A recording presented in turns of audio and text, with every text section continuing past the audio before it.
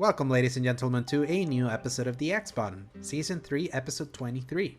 I'm one of your hosts, Alejandro, and with me is the icon himself, Paul. Hey everybody, how's it going? By the way, you being a 6'5 giant and Final Fantasy 16 is all being about giants, I can't think of a better moniker for the next It was couple just weeks. Predictable enough that I knew you were going to say the word icon, so I was prepared this time. Yeah, you know, it's always contextual, like what the nicknames will be based on like what I've been experiencing and all that. So, hey Ben, Paul, we just finished the showcase season. It just came and went. Oh, look at that. So is that? I have the raspberry. Oh, yep. He decided this exact moment to jump in today. Hey there, raspberry. Yeah, he just finished dinner and he decided to attack me because I haven't spent enough time with him today. So yeah, we're gonna put him off to the side. Yeah, will raspberry decide to jump in again? He is just that kind of cat, so there's a high chance that he will. But I might have distracted him enough by placing him facing the dog. Oh, okay. So then he might go bother the dog instead. That'd be funny. But yeah, it's like summer. We're already halfway through June. Today's June 15. That's crazy. It feels like wasn't it like just a week or two ago that you were in your work trip? It feels like. And I went into a coma and came out of it, and we all of a sudden had 2 new games coming out and a new this, a new that, new showcases coming out. It's just this week has flown by, and I really hope next week flies by as well. Yeah, for very obvious reasons. Yeah, so now that the showcase season is basically over, we're sort of coming back to like normal schedule, because last week we talked about the I think it was last week that we talked about like the Fumble PlayStation Showcase, if I'm not mistaken. I think so. If that was the last, it's like it feels like so much has happened that I don't even remember now, and that was just an episode ago. I'll just check later. But yeah, so it's like we're done with that. Like showcases happened. The Microsoft one happened on Sunday. Me and our buddy Sebastian from the Single Player Experience, we actually did a live reacts for that one. You were on a hike, so you couldn't be there. And then the Ubisoft one happened the day after. I started doing a react, but the stream was so broken that I was like, I have no way, there's no way I'll be able to react to this, like be able to do it in post. So I stopped doing the reacts and just watched the thing. So we were just gonna go through a rundown of that. And then the Capcom showcase, aka the worst showcase in years that I've ever seen, happened like a few hours afterwards. Nothing of note there. So we're only gonna talk about the Microsoft Ubisoft when we get there for news, but we're gonna do a more traditional show because we gotta catch up a little bit with actual games we've been playing, which is a very rare summer where we're so busy actually playing stuff. But before we jump into that, this is a reminder that this is the X-Button Podcast, our gaming podcast that posts every Fridays from 2 p.m. onwards, God willing, available on the YouTube channel Escape Gaming, as well as most audio services around the world, Apple Podcasts, Spotify, and the like. You can find links in the RSS feed at tinyurl.com/escapegaming. If you enjoy our show, give us a like and subscribe. So Paul, in the time since the last time I did what we've been playing, which was when Sebastian covered for you during your work trip, I have played, let me count, 1, 2, 3, 4, 5, 6, 7, 8, 9, 10, 11 games. And I've beaten pretty much 8 of those. All of them? 8 of those? No, I only been like 8 of those. So like real quick, because I kind of mentioned it during our live react when we were talking about whatchamacallit. No, now I remember we did Summer Game Fest. That was the thing that we did last week. Then PlayStation was the week before. So for like this for Summer Game Fest, when we were talking about like Mortal Kombat, the Mortal Kombat 1 demo, how I had been playing through all the Mortal Kombat games and the Injustice games, basically everything from NetherRealm, because I was kind of like in the mood for that one. And also played we were just starting playing Street Fighter 6 also around that time. We played a little bit, we basically played a little bit more. What are your thoughts on Street Fighter 6? Because like I don't have nothing to say about the Mortal Kombat games other than there's a reason why that is my favorite fighting series for one particular reason. And you were so in love with Street Fighter 6, and then a very specific thing happened to you that completely unraveled that love for you. Yep. So, Street Fighter 6 has a lot of really cool stuff that a lot of other fighting games that I've played doesn't. They've added a lot of quality of life things. They've added a lot of really neat stuff. They simplified a lot of things for people to just start and just play the game and have fun with, especially their control scheme and everything going on. And it makes it a little bit difficult for people who play the old method, but nobody cares about them, really. Yeah. It's really all about getting new people into the fighting game community. And so by itself, it's gotten a big thumbs up. World Tour, getting to make your own custom character, allowing you to make completely broken, nasty looking, terrible creatures of abominations. Awful things. But also really faithful. Like, you can make any character you want in there. I retweeted, there was somebody that made Nightcrawler, not just physically, but by merging different characters' movesets and unique abilities from other characters, you basically were creating this like teleporting creature that looked just like Nightcrawler, and it was fantastic. But anyway, all of that was just super cool. I was super into it. It was teaching me the mechanics of the game in like just a slow enough amount of time that I wasn't getting overwhelmed, but also fast enough that I wasn't getting bored, because there was just new stuff to do. You could meet all the characters, you could do all sorts of things. And then my whole motivation for this was to get good enough to eventually go online and play as some of the main characters and do that, get better, just keep doing that, because it's the same thing happened to me with Guilty Gear Strive. That's basically what I did. Unfortunately, Capcom has decided to do something called Capcom ID, which they promoted heavily during their showcase, by the way.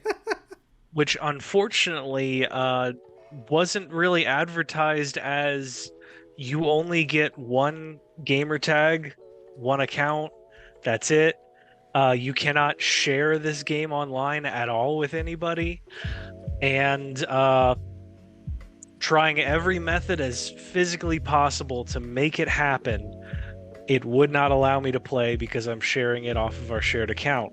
The problem, as well as that, separately from my issue, there's apparently people that have had these other problems that I'm about to list, is that if you link your email to the gamer tag, say for whatever reason you unlink those, you would think that allows you to switch it out and put it like link another one. No, you are permanently locked in to that gamer tag and that email, which means some people do not have the email address the Capcom ID is under anymore, or do not have access to it, and they literally cannot sign in. It will not let them unlink their gamer tag and link up another email. So there's thousands and thousands of people that cannot play this game properly the way Capcom wants you to, because they literally created the rules that you just can't sign in with a different account. That to me is like so dumb, because usually like whenever you log in with like a different account, it's like it's completely separate executable. So because I logged in as Giant Slayer, I created my username called Giant Slayer, and I was able to have like an online account because it was bugging me to go online. So I was like, sure. And then I was trying to log in. I was like, why is this not logging me? I have to like go into this QR code and log in. I did that, and it was like so simple, but somehow that was like so overly complicated for you. And I was like, oh, that sounds like a nightmare. I figured it out. I understand it probably better than their tech support people do now, because it is not built for anybody who does not just have an email address they use for everything and then have one gamer tag they use for everything. For those people, it should work fine. It's just like you. It's a one extra step that's frustrating, and then once you're in, you're fine. But if you ever want to use a different email address for whatever reason, or if you can't use your PlayStation account for any reason, you have to make another one. Can't do it. I'm like, because they made a big deal in their showcase that Capcom ID is the thing that's gonna connect every online game that they ever put out going forward, and I'm like, and it was on Resident Evil 4, and I lucked out because I couldn't even connect to the online mode for long anyway, because I didn't have internet, and I didn't need it for Resident Evil 4, which was a single player game. But just imagine if they keep this up for anything, there's going to be a lot of people that can't actually sign in to play the game. I have to imagine they're gonna like figure it out, or I'm gonna log into the Escape account. I'm gonna do it myself. I want to see like what happens, like if I follow the instructions. It's fairly anticlimactic, frankly, but yeah. I would love to know if there was something that I had somehow missed that allows us to play. But as of right now, I'm not entirely sure, because it's either you that is somehow using, or it's TJ. I don't know. I don't think it would be, because he shouldn't have access to that. But yeah, it's somehow Escape Media is logged in. They're linked to somebody else, and it's just not going to let me do it. Yeah, probably. I bet someone else logged in and did something weird. I think that's what probably happened. I bet you PJ did something because he knew something. Yeah. So because he still gets notification of that email. So I am wondering. So I hope that your tech god knowledge somehow saves me from this purgatory. Yeah, I'll definitely give it a try, because I still have Street Fighter 6 unlocked. Like, I'm not gonna like keep playing Street Fighter 6 myself. I just kind of want to have it in as like a local game that I can have whenever I have a friend come over, because mechanically Street Fighter 6 is so damn good that it pains me that I don't love their story mode as much, and especially because the thing that I prefer is just like learning the characters and all of that, like the way they do that with like the world tour, where you're like learning those moves as the character that you create. To me, it's like, yeah, it's like it's involved, but it's kind of like what I mentioned with a reaction to Mortal Kombat 1, is that what I love about the story modes of what they do that is that I play as those characters. It cycles those characters in and out through a linear story. I'm going through like a story mode that I'm going through, instead of just like doing like the tower escalation of like an individual story per character, like the arcade mode that they put here. Is like, I'm glad that it was there, but I blasted through all the 16 characters like so quickly that then I was like, yeah, for what I want out of this game, I'm not gonna go online. I don't play fighting games like that. So that's why I was like, yeah, it's I feel that's the area where the Mortal Kombat games kind of like are what I call the single player fighting games, like because not only do they have the story mode and the crit modes and like the tower modes, they have like all the different challenges that there's like 300 of those, and if not more, with like different scenarios and all that. And that's, you don't even have to like be online for that. It's like there's such robust experiences to play that, whereas with Street Fighter, it's definitely all meant for you to like then go online and face everyone like in a very pro competitive level. I'm not like that, but I accept that it's like from a mechanics perspective, it's like there's a reason like Capcom as a fighting studio is like so renowned. It's like they are the kings of incredibly tight, super mechanically complex fighting games, and they've made such a great job of, with the modern controls they added, it's like making it so much accessible to be able to do a lot of the moves that require a little bit more complexity with the classic control system. It's like, I left it in modern. I was like, I don't care. I'm sticking with the modern setup. I'm not going back to classic, because I let the elitists do that. So that's what, I just found that so funny, because it was like such a 180 in sentiment that you're like so in love with Street Fighter 6, and then boom, that happened to you. So. And I will, if there is some way that I can get myself back on it. I mean, I have been so invested in wanting to do it. I have legitimately contemplated buying it myself just to be able to play it. Yeah, to play it because I had so much fun just with like the back and forth of me and all these goofy freaking NPC characters. It was just like, it was the kind of game that gave me a big old smile on my face, because nothing was being taken too seriously. It was just like, all the characters are so charming. They clearly, like, I understood when I was booting it up why Street Fighter has lasted so long. Yeah, even though like Mortal Kombat is more popular. That's what's so funny. It's like that Mortal Kombat is the best-selling fighting franchise ever. So even above Tekken, even above the other ones, and obviously Mortal Kombat has like its special sauce of like being it attracts people also for non-fighting reasons. Also, so you can go check congressional hearings from the US from like the 90s back in the day. So, but yeah, so Street Fighter 6 really great. Again, like Capcom is like, they really are the best third-party publisher to me, like pound for pound. Like just Resident Evil 4 and that, like just this year, and how they were received.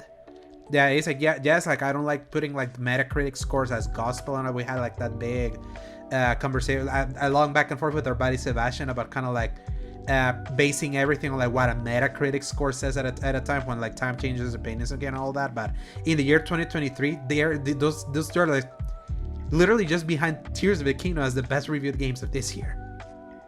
It's like crazy. It's like the level that Capcom's in, and so consistently. Yeah.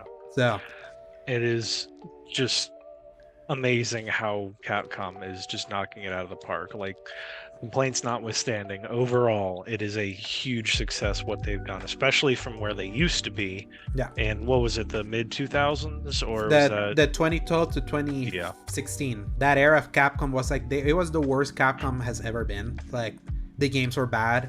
They were just remastering stuff because they're not putting out anything. The only reason why they were able to put out Street Fighter V was because Sony funded it. They didn't even have the funds to do a new Street Fighter game. And then Sony put money in and secured that as an exclusive. Which, if you remember Street Fighter thing, that that thing launched without any modes. Like, they had no story modes, nothing. It was just launched for online play. And they launched it when they did because they needed that game for the Capcom World Tour Cup, the yearly tournaments that they do. And they wanted Street Fighter V to be like the new one. And they just rushed that thing to market like so incomplete. Eventually they filled it up, but that was the Capcom that we were dealing with. The Umbrella Corp Capcom, the Operation Raccoon City Capcom, the Resident Evil 6 Capcom, the episodic Resident Evil Revelations 2.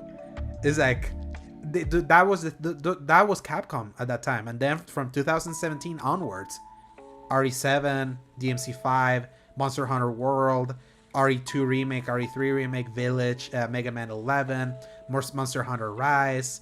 It just all hits. They haven't missed. Like, I'm really curious for Exoprimal. That comes out next month. I want to see how that goes for them, because definitely like a new IP is like them. It looks like a live service Capcom game based on some of the things that I'm hearing. So would that be the first stumble? But the thing is that they have such a robust catalog of games, highly successful catalog of games, that I'm not worried that they're trying that, because they have been delivering so hard with everything else. And they even announced a new game, like a new franchise over at the Xbox showcase, the Path of Goddess thing, that it was like very had some DMC/Onimusha like things, and we're gonna talk about that later when we talk about that showcase. So it's like they're still such a healthy publisher that even if Exoprimal is not like a hit, if it somehow is, that would just solidifies. That will just solidify. Shocking. Like, it does look like just the right kind of fun for a lot of people looking for a palate cleanser. Do you remember what day that's coming out right now? July 13 or 14th? Okay, so it's going to be a little bit after Final Fantasy 16. I know most of those people are going to be buying it, but a lot of the people that don't buy Final Fantasy 16, I feel like are going to find some kind of enjoyment out of Exoprimal, especially if it's silly enough for them to really wrap into it. And it looks just bonkers in just the right way, like the right kind of everybody takes themselves seriously, like a Fast and Furious movie almost. But then there's literally dinosaurs falling from like a time portal in the sky. So it's like it's like so dumb. It's dumb, but in a Capcom way. Like Capcom knows, like Street Fighter confirms, like when they do dumb, they know how to do dumb. They know how to do dumb. So, and it's on Game Pass, so we get to try it. Don't forget to send this month's Game Pass thing. I'll get around. Yeah. Hey, I sent you the money for Final Fantasy 16. Yeah, I know. I said I am sending that. Yeah, just make sure you send the other one. But yeah, it's the other game that we've been playing was Diablo 4, and just to kind of add in the big list that happened. Even after I played Diablo 4, I went back and finished Diablo 2 and Diablo 3 because I already had progress, and it just prompted me to go finish. It's still crazy that you're just like, I'm playing Diablo 4. I'm having a lot of fun. This is a good game. I'm gonna go play the previous ones. Now it's like it keeps happening. How does this happen? Yeah, and the thing is, it's just the motivation, because it's like just me being a completionist. I was literally so close in beating both that I just went ahead and did it. So it didn't take me 2 days, and I'm back and forth. So, and I tell you, now that I play more of Diablo 4, I really like it. Really, really like it. Yeah. I think 3 is my favorite out of all of those, because the quality of life of 3 is also on 4.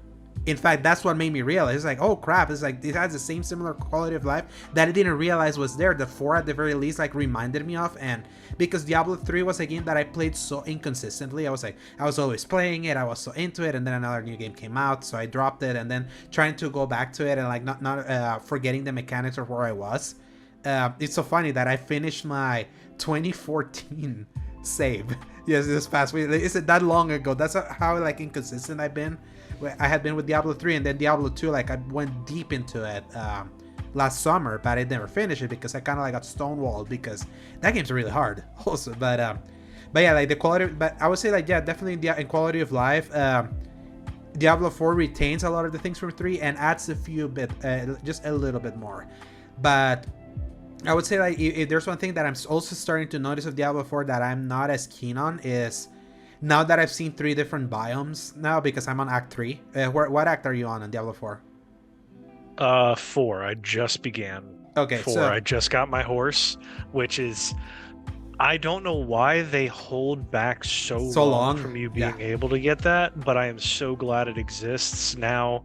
It is like, oh my goodness, night and day just getting around things. Yeah, because that's not my big problem with Diablo 4. It's too big. The game's massive. Way bigger than I was expecting. This is like, not kidding, this is like the Elden Ring of top-down ARPGs, like in like map size, because the way you did different maps in like Diablo 3 is like 5 completely separate biomes that they were not interconnected. You just teleported into like a different act, so everything was a little bit more compact. Everything in this one is so seamless. Like you go into the different acts, like just walking through it in like the different spots of the map. But there's also the problem because it's too big, it's too wide a gap earlier, and not having a mount that can get grating, especially because there's so many, especially if you start mainlining missions. They're like so far apart. It's just like running and running and running and running and running, and potentially especially as overrun by Fire enemies. And I, shout out to Fire and our clan, you were waiting for us, and we were getting beset by enemies every 10 feet. Exactly. We would finish that group, we would keep running, there'd be more enemies to deal with, but my goodness. Oh gosh, that was a lot. I mean, eventually we did finally just keep running past everything, but it's such a difficult thing to consciously choose to not fight because enemies in a Diablo is so game. rewarding. That's the thing. Like if there's something that I noticed Diablo 2 had it, Diablo 3 has it, and Diablo 4 has it, is that the loop of rewards in these games, like to me, this exposes Destiny. It's like it has like massively exposed the reward loop of Destiny in a way that whenever I go back to that one, whenever I go back to Destiny, because I have dropped it like a bad habit. As of right now, the new season didn't do it for me. It's like it exposed more like what I was noticing, that when it comes to like a rewarding gameplay loop, like Destiny is way more limited compared to like Diablo to Diablo 4. If there's something that even I had a bad session earlier this week, that's when ironically the same day that you texted me that you were feeling like you were losing steam. That was when I switched to like a different game at the time, because I was like, I ran into like this place where they have to fight a spider that's like completely wrecking me.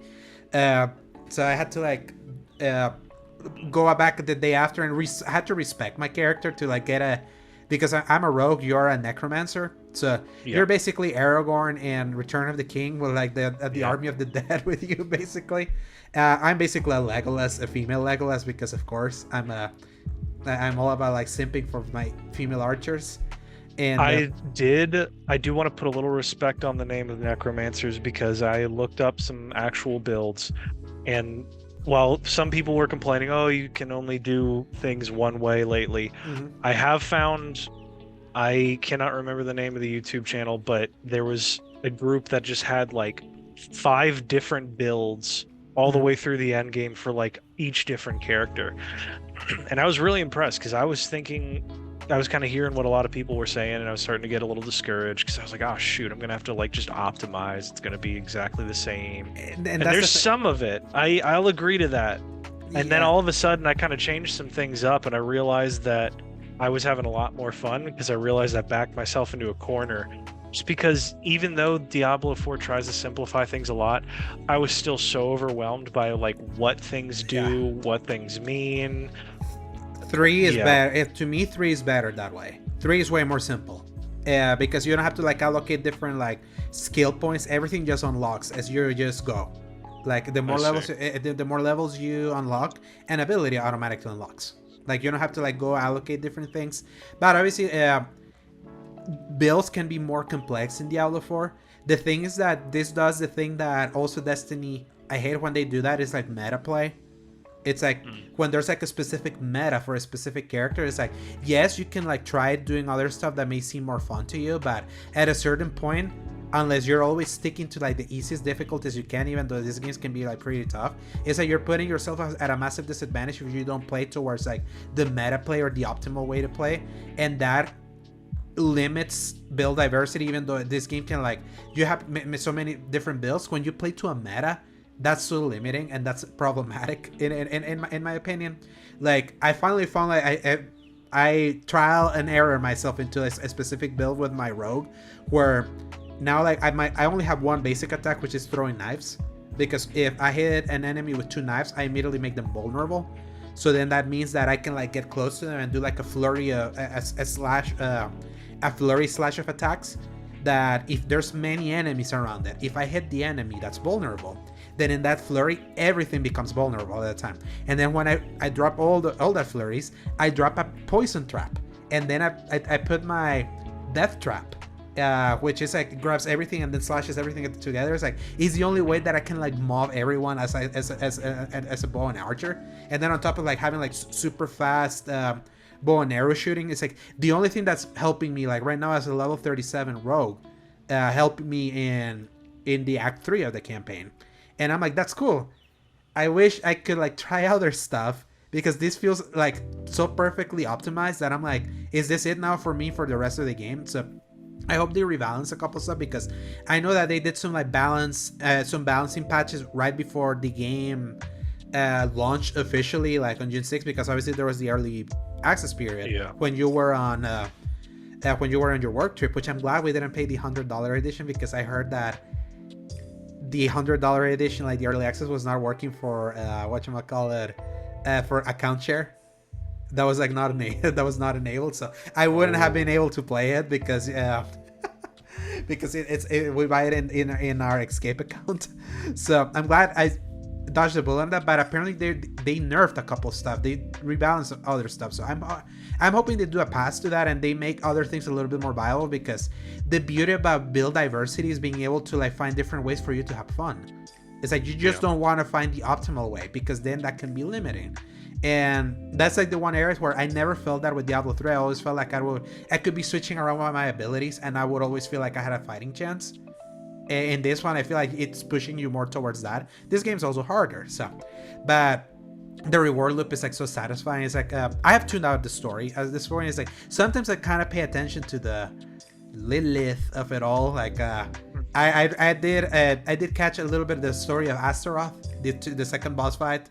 Yeah, that was actually really cool, like how that thread played out. It was the son of one of the NPCs that you were that you were following, and then she just ended up like seducing him, and he became that big like general that you had to fight. And that boss fight was really cool, as you're going through like a big map of like people running away and you're like pursuing it. I thought that was really cool.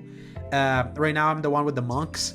Like I'm going to like I just finished a mission that you find a monk that's like crying, and then like a bunch of spirits like pop up and then join on him, and then like a big if you're in Act 4 you should have seen it, because it's the main story. I definitely did. It's just I remember specific things about it.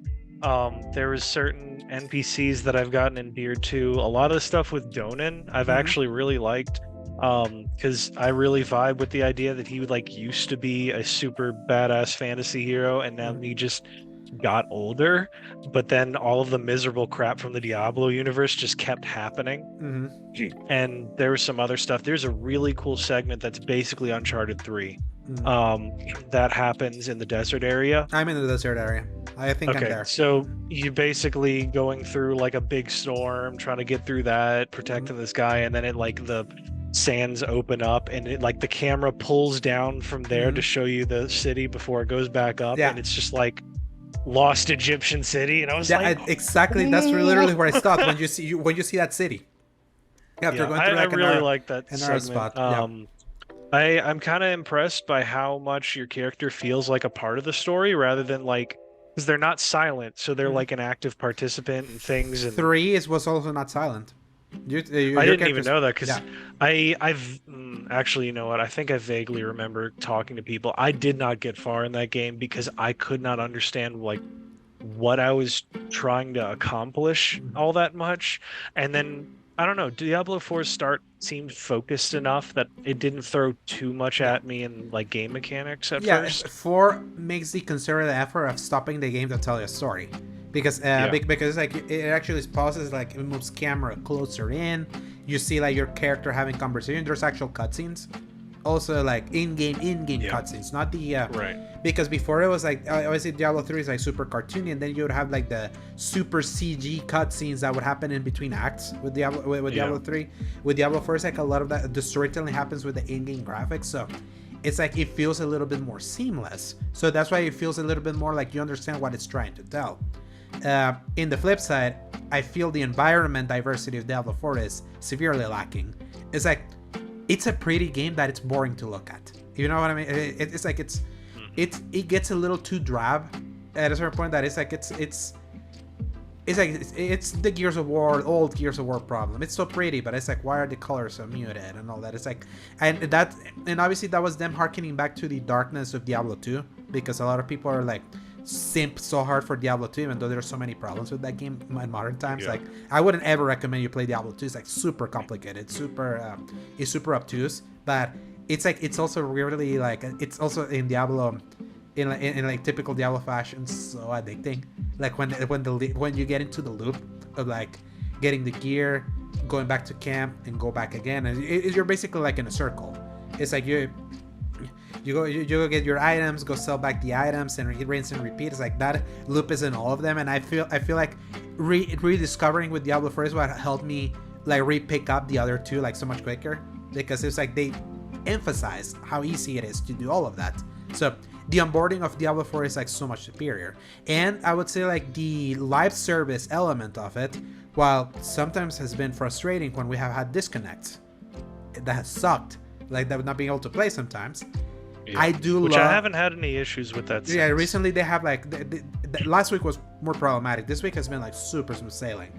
I do love sometimes like doing the world events. Those were not in other. It's basically the Destiny public events, and just the idea of just randomly running into players that come help you, or you help others. It's like I had many necromancers come out of nowhere with like their armies come help me, and like in the Rolling events. Yeah, up with just 40 guys, everything dies and they keep running. yeah. So It's entertaining in its own way. But yeah, yeah. so it's like really fun game. It's just I was loving it a little bit more early on. I still like it a lot. It's just like I feel like I'm noticing that I did enjoy the environment diversity of 3, the build diversity of 3, the simplicity of 3 a little bit more, but that's Yeah. still like 4 is still pretty good. And I will say, like, I'm talking about Diablo 3 at the end of his shape after everything they did. Diablo 4 is Right. starting so That is much true. stronger. Diablo 4 is starting Um, so much stronger. Like and Diablo one 3. thing Mhm. that I will give you for Diablo 3 is that if I finish Diablo 4 and I don't like whatever alternate character I pick, and it's before Final Fantasy 16, I'm absolutely going to go back and play Diablo 3 and I'm going to Mhm. pick the Crusader Yeah. because I want my big shield Holy Yeah, Knight dude. I'm hoping they put that in because I kind of wanted to do that because eventually I did a Crusader, no, actually a Paladin in Diablo 2. That was the most fun because Okay. I tried to do also a bow and archer and Diablo 2 didn't work. He- Awful experience trying to do it with an archer in that one. So especially because it has such limited inventory space and you like looting a lot. So like when you're like limited, other characters just have better loot, like being able to loot a bunch of stuff. So I prefer that. I'm and here's again like because Diablo 4 is so much bigger, the incentivation of starting a new character is like so much lower for me. I feel with Diablo 3, it's a more quote unquote compact experience that it felt like more worth it to immediately roll out a different character even if you had not finished the other one, because you felt like you could catch up quicker with this one because of the size of the map, the size of everything, like how long this can be, especially if you're trying to grind up to level 50 to get to Paragon levels, which is kind of like the where end game builds start popping, like for very specific stats and all that. I don't see myself riding a different character, not immediately, in a different time maybe, but a more exciting game's coming literally next week. I do appreciate how different each of the classes are, to the point that I can kind of jump from one to the next. The problem is when you're in that interim where you've kind of committed too much, and if you step back, you're really stepping back in what's available.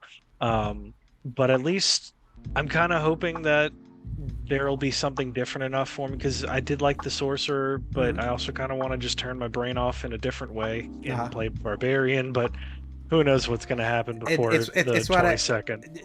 It's what I love about my rogue. My rogue is so, like, I feel like I need to constantly be active. So it's like, it's not quite the shut your brain off mentality. Like 3 can really be like that, like because 3 is like a little bit more balanced. With this one, I feel like I have to be more active with, okay, gotta have the L1 because we're playing on PS5. I have to press L1 to like keep healing, because at any point you can get overwhelmed and then your health can go real quickly without you realizing it. So and because my class is both a long range and up close and personal, it's like it's weirdly both.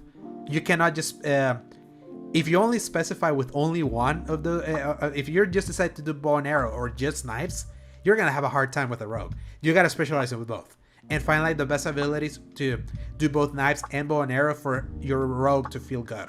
And it feels really nice when you do it because it feels active. And you don't have a dodge button with your necromancer, right? I have like a general circle button okay, that so lets that's me kind of dash. So for all like of 5 them seconds should have that. Okay, yeah, just making sure. Like that's another area where I feel like Diablo 3 is superior, because in Diablo 3 you literally grab the right stick and you dodge everywhere infinitely.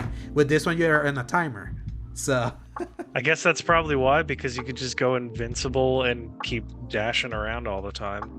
Yeah. Because one reason I don't know if it was previous games, but the sorcerer has a specific dodge mechanic spell that's like a teleport that almost takes the place of your dash. And the necromancer has a move. Actually, no, it's not a dash. It just makes you invulnerable for 2 seconds. But yeah, there's like other things that I think they were trying to do. Yeah, and the thing is that why they did it this way also is because Diablo 3 and PC never had a dodge button. Never. That was just for consoles, and it made the console version by default superior because of it being able to dodge everywhere. So with this one, like they've added the dash key now to PC and they unified it more. It's just that they also added the limitation, which, depending on some armor pieces that you can get with the rogue, you can like you can quicken up the dodge or get an extra dodge. It's hard to like break your mind away from the fact that you could dodge a lot with the other one, so that makes 4 harder. But I digress. I still really enjoy Diablo 4, but if I finish or don't finish it before the 22nd, I wouldn't mind. Like it's a game that I feel like I can just play it, but it doesn't feel like a priority to finish. If you know what I mean? It's like if I finish it, cool. Yeah, gotcha. Yeah, so but at the very least, it's like filling the void currently that Destiny in my heart with Destiny. Like I'm still salty about Destiny after my rant a few weeks ago. Clan crew, I miss y'all, but I'm glad that some of y'all are buying Diablo so we can play together. Duncan, I don't know what's I'm hoping you're listening. I don't know what's with you. I understood you ignoring the other Wizard game for reasons. I don't know why you're ignoring this one. This is a really good one. I would love to play this one with you. So Final Fantasy 16, Paul, or do you want to talk about the other one? A game that I long finished, and you eventually finished. I think we need to sit back one day and really go into that. Maybe not today, but of course, anybody that's wondering, we both finished Tears of the Kingdom. I reviewed it 3 weeks ago. It was almost a borderline life-changing experience. There's a lot of stuff, a lot of wild spoilers. Anybody who either does not like Legend of Zelda, didn't like Breath of the Wild, please try this out, because odds are they probably changed a few things that you probably like. The fuse mechanic is less weird than you think it is. Everything, if you just like getting lost in that animated style It is absolutely for you. The plot is better. There are some real tear-jerker moments. Yeah. There's a reason why it's called Tears of the Kingdom, let me tell you. But yeah, especially when you also, learn what those are. When you yeah. learn what that is, it's like it hits in the soul.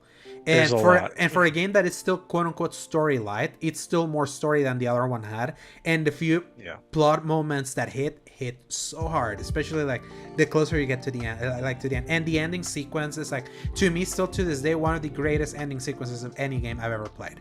It's like Just on pure hype. raw scale and hype. I finished it, and then I told my wife about it for the next 45 minutes, because she likes Legend of Zelda, but she has no idea what's been going on lately. So I was like, let me give you the rundown, babe. Yeah. We're trapped here for about 3 hours. I'm going to talk to you about this. So yeah, that was a whole thing. So anyway, we're not going to talk about that today. Instead, a little demo for a small indie game called Final Fantasy 16 came out recently. We played it. We were thinking, okay, well, there's a nice little touch of the combat system that we're gonna get just like a slightest bit. You look deep fried right now. I just want you to know, I know. You're like My blasted with colors. Yeah, I need to like turn my TV off somehow. So so while you do that, I'm gonna keep chatting. Essentially, we were all thinking, okay, cool. It's gonna be a nice little teaser of the combat. We're gonna get to know some of these characters a little bit more. I mean, a lot of these demos have been just a little taste of something, like one cutscene. You get to fight like a fake boss that's later on in the game or something. They're just pushing things around, make it work, and then you kind of finish off with your day. You go about your life, and all that's fine. Well, no, that's not what we did today. Final Fantasy 16's demo has the entire beginning of the game. First, what would you say, like 2 hours? 2 hours. 2 hours of the actual game, starting off with a banger. Some really good cutscenes. Starting off with lot of story. Do we start with the 20-year-old Clive first, and then we flash back, right? Yeah, we started like at a big with the Republican Army. Yeah, okay, I remember it now. So yeah, we started off with Clive as he's a little older. He's got this crazy brand on his face. He's all dark and brooding and all that stuff. It looks really... honestly, I wasn't 100% sold at that point yet. It wasn't until we went back into the past and then worked our way up that it started really getting interesting to me. Yeah, to me, it's like it grabbed me immediately because it had both... it started us with basically a flash forward to something we're gonna play at the end of that demo. Started with like that big thing, and then you see the spectacle of the armies afterwards. It grabbed me in a certain way, but in a very different way. I was like, okay, cool, big action set pieces. This is going to be kind of neat to fight through. I guess this is what we're doing. We're on like a secret mission to find the dominant of this country. Then they started doing the whole political machinations, and I was like, all right, cool, I get it. It had I want to know, like, it also had a very Game of Thrones interaction with like this big soldier and I'll be honest, it wasn't even that bad. I like, everybody was like, oh, there's gonna be sex, and it's like two fully clothed characters are kind of kissing, but they were moaning a little bit. It was mostly the dude that looks like the Chad meme. And I just can't take him seriously because his whole jawline is so weird. But he's so funny. He looks like if you took Jack from Stranger of Paradise, literally what I was thinking, gave him freaking steroids. Anyway, that's totally off the subject. You're getting me off on a tangent here. But yeah, it's like we started off, it was kind of a certain way. It was good enough. And then we flash back to Clive as a 15-year-old who is the shield for like their kingdom's chosen one, which is his brother. This is obviously, none of this is actually spoilers because that was in the trailer. That was in the trailers. But just understanding the dynamic between all of that, like the family closeness that each of them have. I saw somebody on Twitter that kind of explained it better than I could have. It's the idea that the pacing of each of the cutscenes is filmed like it's an actual movie. Yeah. That it feels like it has presence. Like there was a spot where Josh was like picking at his food and it looked like a real scene where he's talking with his dad about something. His dad's great. Everybody's great, like surprisingly fleshed out character. And then you're getting a little bit of the combat. You're having fun, and then crap goes freaking sideways. Yeah. It's like They literally said that Game of Thrones was Naoki Yoshida literally said Game of Thrones was a big inspiration of the kind of Yeah. tone that they were pursuing with this, but it wasn't just inspiration; it's text. Like this definitely felt like Game of Thrones in many ways, including its massive, oh my god, gut punch of an ending. It was like, even if you tell people you're not ready, like you're not ready, like Nobody believes you. I wouldn't have believed anybody either. yeah. I would have been like, especially when people like, I feel like a lot of them are overusing the whole Game of Thrones similarities. I'm like, we get it. It's medieval, it's dark, people hate each other and sometimes have sex. Mhm. Okay, whatever. But then when you really see everything in action, Mhm. I had a new respect for the effort that people put in the family connections, and not in like the weird ways, Mhm. but like a Yeah. genuine, like the love between these two brothers that they have for each other, the genuine care that Clive has for Joshua, who's like a sickly boy, but also the chosen one. Mhm. How do you deal with that?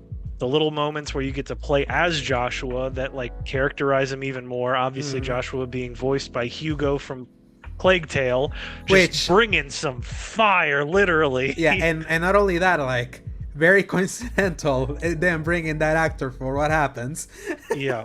So He really got to shine with his somehow ability to play an innocent small child who is thrust into the heart of violence. mm, And then just the relationships that each of them have with their parents, which is very different, and how that all works. The rival kingdoms, like I get it a lot more. And let me take a little moment while we're talking about characters to mention this lore system that they have uh-huh. going on. Right, like the lore that you can pull up at all times. Yeah. At any point during any cutscene, anybody, you can hold the touchpad down and it will pull up relevant lore information for anybody during that conversation Uh-huh. of like the city that they're talking about, the power system, the specific characters being shown. It's I made the the comparison to like Amazon Amazon's Prime's, X-ray, Amazon Prime yeah, X-ray IMDb. Yeah.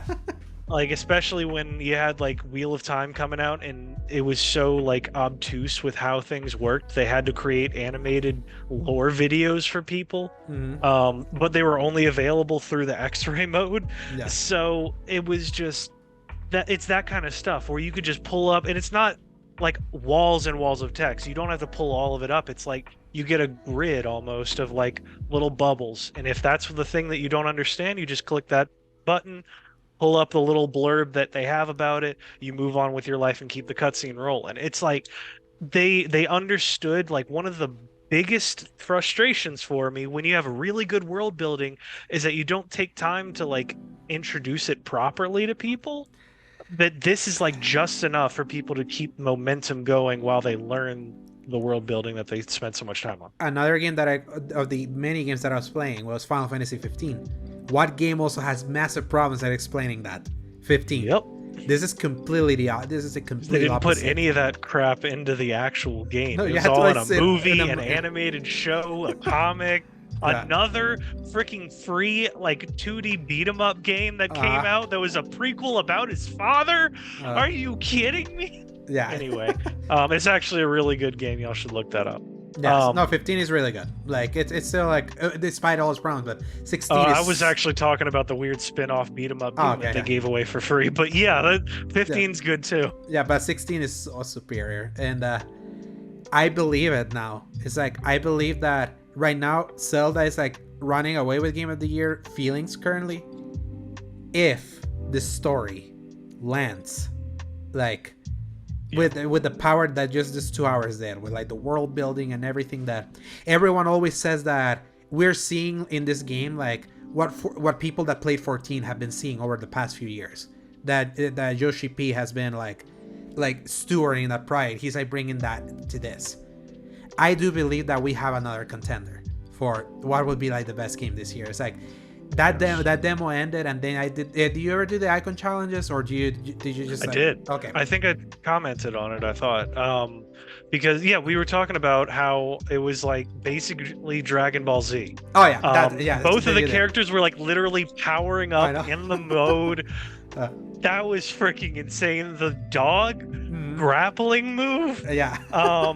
Anyway, yeah. So it's crazy how they barely advertised that because I saw it acknowledge itself. I was like, all right, whatever. I guess it's like a little bit of extra combat. No, it's like a whole different portion of the game that you Yeah. get to see with full cutscenes and crazy boss fights and stuff. Mm. And oh my goodness, just the stuff that you're going to be able to do in this game. And the fact that, like we talked about earlier, all of this stuff that we've seen in the trailers and this demo is all from like the same spot in the game. Yeah. We That's insane. I didn't even. Yeah, it's like it's insane that a lot of the marketing material has been from that. So it's like there's so much we haven't seen. There's like still so much to like discover, so much to see how all of this is unfolding, and I feel this was. I think you said it. I think this is the best demo of a game I've ever played. Like getting you the best taste of literally everything to sell you. Because I'll tell you, like just playing the first 2 hours, combat wasn't selling me. Like just the first 2 hours. When you only had the sword and only really starting you really slow. Yeah, so like when you're fighting the first boss fight, which is like that big plant or whatever that thing is called. Oh yeah. Yeah, just the idea of like trying to get it to a stagger meter and just keep wailing and wailing and wailing like slowly. It's like it was tiring, it was boring. I was dozing off a little bit. In fact, I was like, it was. I know they brought the DM, and the thing is that at the very least, I got to see what high level play of that game looked like because if they did the pre-launch Final Fantasy 16 party where they had Maximilian Dude with the DMC5 combat director, which is made the combat for this, and they did like a super hard monster hunt, and getting to witness it was like it was insane seeing it. I was like, oh man, so it's gonna take a while to feel that good. It's like we're starting super simple here, but then that icon challenge that unlocks afterwards that sends you forward to give you a taste of what it's like to have the Devil May Cry stand system, or what or the different when you switch to the different styles. It was basically that with like with the different like summon powers and be able to chain all of that. I feel way more satisfaction with like the combat instead of just being the combo based thing, synergizing it with everything else. I'm like, yeah, I see it now. It's like I see where the depth of this here is, and like I can't wait to like be able to like gradually get to this place and master it. Because then on top of that, it's like the game is like so appealing. The music is unbelievable. Like it's like I always love like latching into songs and all that, but the music in this game is like, for Final Fantasy, it already has amazing soundtracks. God, the 16 one is like, especially for like the end of like the demo that you're gonna carry forward, like when we finally get the game like in literally next week. It's like, man, it's like you can tell they have poured so much time, care, and money to this thing. It's like you see it in every iota of what's there. It's like it's probably legit. Probably this may be the most epic game ever made. Epic, like in scope, like just in a size, very specific scope, use of that word. Absolutely. Yeah. So it's like man, it's like what I get.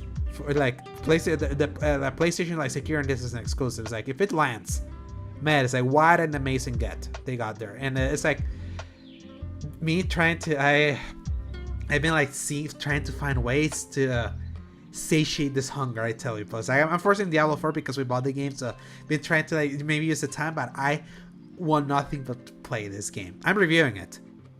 We haven't gotten code. We're not gonna get code. Like I already made peace with that. But I'm reviewing this, and it's like I'm glad that I'm committing to like a review because I really want to see this through. I absolutely want to see Final Fantasy 16 through, a game that was your number one most anticipated game for this year back in January. I called my shot from the other side of the basketball court. I just want everybody to know that. I was saying it from the beginning, ever since I had to eat crow after that first trailer because I was watching on the wrong resolution, like you remind everyone. I will eat crow on that, and then after that I was like, nah, this is going to be amazing actually. And I want you to know, you scoffed at me when I said that Final Fantasy 16 had a chance at winning right as Tears of the Kingdom came out, and you said, no way, because gameplay is always going to beat this. And I said, if the story lands, I could see it winning. And I called it. So if it does... Yeah, you call it. No. Yeah, it's like, the thing is that I was not expecting it to be that good. I knew it was going to be good, but I just I was not expecting after that demo to be like, my God, this is incredible. Like literally, this is incredible. And The fact that I feel like that after having and declaring publicly in the show, be like, Tears of the Kingdom is my favorite game of all time, or one of them. After like sitting back and like and letting everything cool up, but that Tears of the Kingdom is absolutely my favorite games of all time. That I still can feel as excited about a game like this. It's kind of like we were talking about. It's like our buddy Sebastian asked us like what are our most anticipated games for like the rest of this year. I didn't list Final Fantasy 16 around that time when I was making a list, because I was like, I already played it. I know it's awesome now, so I want to see the other things. And I mentioned that I am not excited about Spider-Man 2 now that I've really like thought about it. And I'm like, I'm not having excitement about that game like I'm having for this. Like I feel it. In fact, there was even another game that was shown over at the Ubisoft showcase that I was like staring, looking at my seat, like looking at that. I know what excitement does to me. It's like I know like when I'm faking it, I know when I feel genuine, and I'm feeling genuine excitement about Final Fantasy 16. It's like it's gonna be a damn long week, and I have to hold my. I went back and downloaded all the Devil May Cry games. I downloaded all the Ninja Gaiden games because I was like, I need like I'm hungry for button mashing. I paid my dues and done the Souls likes. I've done like the methodical. I need the fast action. I need that in my life now. And looking like that, my God. I think you can easily get away with a little bit of Devil May Cry to get yourself together. A series that unfortunately has not aged very well. But hey, Capcom's on its game now. Y'all should be remaking Devil May Cry 1, baby. Oh yeah. Remake the series. 3 still holds up. 3 and 4 hold up. It's It does. 1 and 2 are a problem, especially 2 is the problem. So. 2 could do so much though, because it still to this day is my favorite look for Dante. Yeah. I will die on that hill. Yeah, for and that still one. The worst game of that series. It's so funny. Absolutely, it's like, terrible. It's so funny how Devil May Cry 2 is like it's one of the worst sequels ever made for like such a stand-up first entry. It's like that. It's in a category on its own, and it's still like that's still a really popular franchise after they righted the ship immediately afterwards. So it's like Final Fantasy 16. I tell you, the hype is real. It's like even if you're skeptical, it's like. There is, especially with Square Enix, you never know with them. The same company that gave us Balan Underworld, the same company that gave us Valkyrie Elysium, the same company that gave us Stranger of Paradise. A good game, by the way. Shockingly good game. It was good. Yeah. It was good. Yeah. But this is on another level, like for them. Yeah. It's like, I'm glad that it's not just Final Fantasy VII Remake. That's like the hype. I'm so glad that that's not just that they have quality in other stuff. It's like, even though I was so excited with Rebirth after what we saw with Rebirth, obviously we're not getting it this year. Now I'm very thankful we're not. I'm glad that 16 gets its time to shine and that 14 gets that. And then imagine 16 being as good as it is, and people would still say Final Fantasy VII Rebirth. I mean, it could be better, but at the same time, it's like people are gonna by default just go, Final Fantasy VII, obviously, because the power of nostalgia is so strong and like and recognizability and all that. So I'm glad that 16 is getting its time to shine. It's like now it's like this is what a great year of games looks like. Everyone that tells you 2022 was a great year, F off. This is what a great year is. So, Paul, it's time for our recaps. Press X. Or some news.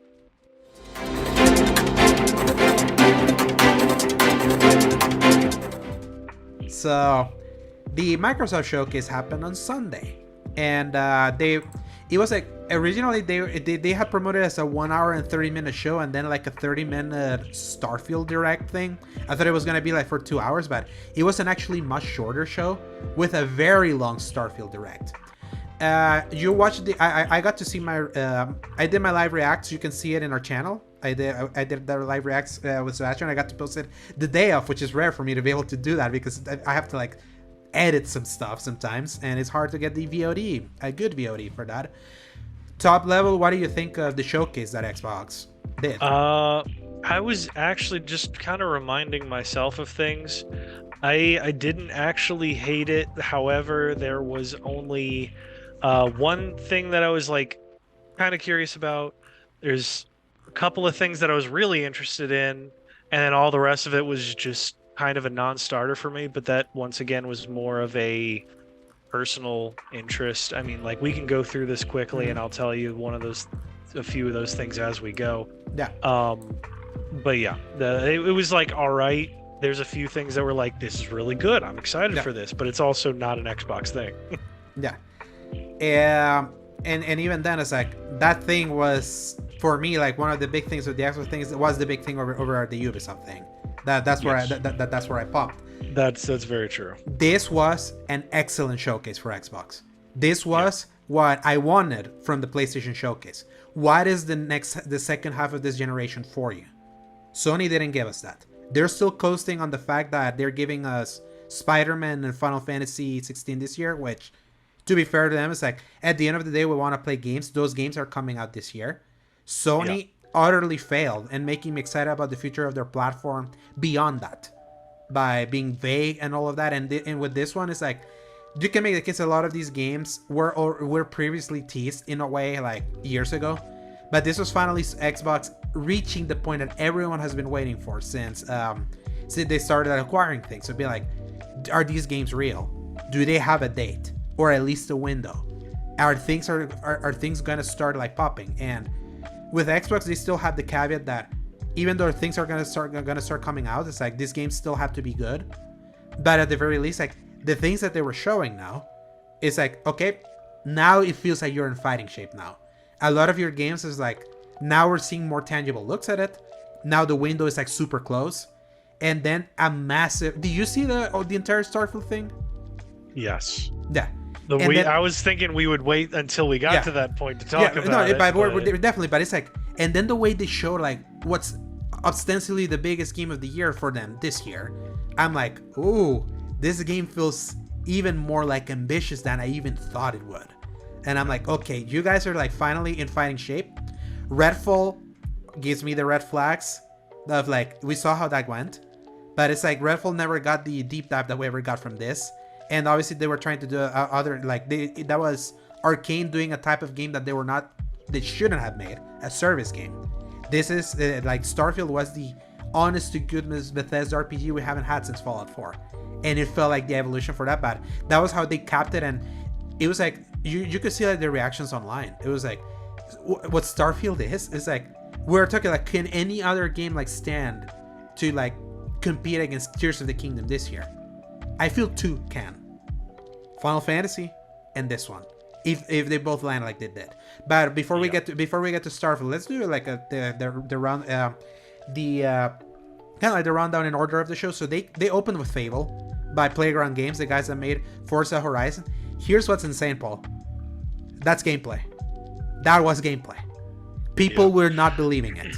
People were not believing, because they're like, it's CGBS and all that of it. The developers came forward and be like, that is actually a great one of the graphics. It's a compliment, because that's it's like, this is in game running on Series X, and I'm like, oh, okay. What have I been saying that the Xbox has been lacking almost like this 3 years? Their marketing has been, we have the most powerful console. The numbers are in our favor and all that. Yet they didn't have a single game other than Forza Horizon, the same guys working on this, that has been like, oh, that's showing the power. Instead, the PS5 has been showing us games that show like how beautiful they are on a much more weaker console in numbers. Obviously, we're the different ways they did hardware, but it's like them having the talking point. They haven't had a game that has impressed graphically, and other than Hellblade 2, which we first saw, and it was also in this showcase. This was another one. I was like, man, the Horizon team is like, they have to be so thankful they got to snag those guys up, because this is what in-engine is. Finally, they're finally here. They finally have like an exclusive that looks so good. And Fable, so do you ever play the original Fables? Fable 2, Fable 3? Not the original, but I did play 3. Ironically enough, 3 was my entry point to the series, the one that everybody hated. Yeah, when 2 is, and in some ways I agree, but I feel like people are unfair to Fable 3. There was some good stuff there. People say that now. And now that, especially because it got retouched with FPS boost and all that, people could go back to it. Yeah. People have seen that there is stuff. It was like, it was too ambitious for its own good. A lot of people, they tried to do a little too much and move away from the spirit of Fable 2 into something a little bit more steampunk and all that. And this one is going back to the whimsical, if a little like kind of dark fairy tale style of things. And considering this is not the people that made the original Fable, that studio closed, I'm shocked how close it got into Spirit. And if it looks like that, I'm like, I need those like graphical showcases for Xbox, and I felt that was a strong start. And apparently, it wasn't a showcase, but a press release said that it's slotted for 2024, also. So, I want to see more of it, and I really hope that I kind of hope that they start to tackle that, like, not everything is just on a binary good and bad. Mm-hmm. Because that's one reason I stopped enjoying Mass Effect games. Because if you just stopped being the perfect version of Shepard, you could like potentially kill NPCs down the way because of how good or bad binary. you were. You don't want binary. You want more morally gray thing, kind of like New Vegas. And like you can have like truly evil and good things, but maybe some of the middle stuff can not necessarily be listed as this is good or this is evil. Just, maybe. Yeah, Mass Effect Andromeda tried to move away from binary, and it wasn't as successful either. But Fable exists. A lot of people were wondering, is Fable even like, is there troubles with Fable, especially with the narrative that has formed around like Xbox managing studios and all that. Like, this was the showcase for Shut Up and Put Up, and definitely they shut up and put up something. Now we know the games are still real, and it's looking good. The fact that we know that that's in engine is like, now I can't wait for the eventual gameplay demo. I want to see I want to see it in action. That's what I want to really know. Is like, how well does that kind of hold up in the middle of actual gameplay? Yeah. Then immediately afterwards, they showed the next game by Compulsion Games, the studio that brought us We Happy Few and Contrast. This one's called South of Midnight. Very interesting idea and focus, because it feels like a game like based on the bayous of like the Louisiana and all on that. The bayou, baby. Yeah, so it was like so that part of it, I was like, heck yeah, because I mean, you can drive 10 minutes outside of where I used to live and be in that. Yeah, art style, I'm like very unique. I like the it's very unique style. I was more excited about what was tweeted about this game more than the actual trailer, because it was just kind of like a tone piece. This is a third-person action adventure game. I'm like, okay. It's like, okay, you're doing those kinds of games. That's cool, because Xbox has a variety of exclusives that don't play in the third-person action adventure game. And now they're like, I know Fable's gonna be that. I know this one's gonna be that, and Hellblade is gonna be that too. So it's like they're like covering their bases to fight in the front that Sony dominates in, which is that. I'm just glad that I know that, because we haven't heard from Compulsion Games since We Happy Few released in 2018. So it's been a long time coming. So finally we know, and this was the one that didn't have also a release window, but at least now we have an idea like what their actual first-party studios are working on. This was another one. Then we got a detour into third-party territory. I was not expecting to see this game here, and especially learning at the Ubisoft showcase that it's this soon.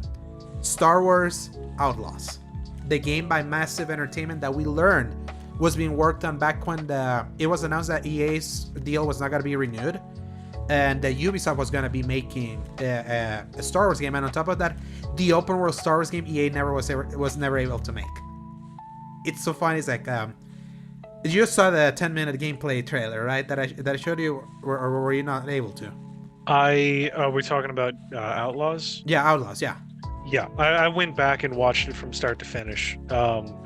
It's funny because when I talk to my friends about it, they have actually far more skepticism than I do, and usually it's the opposite.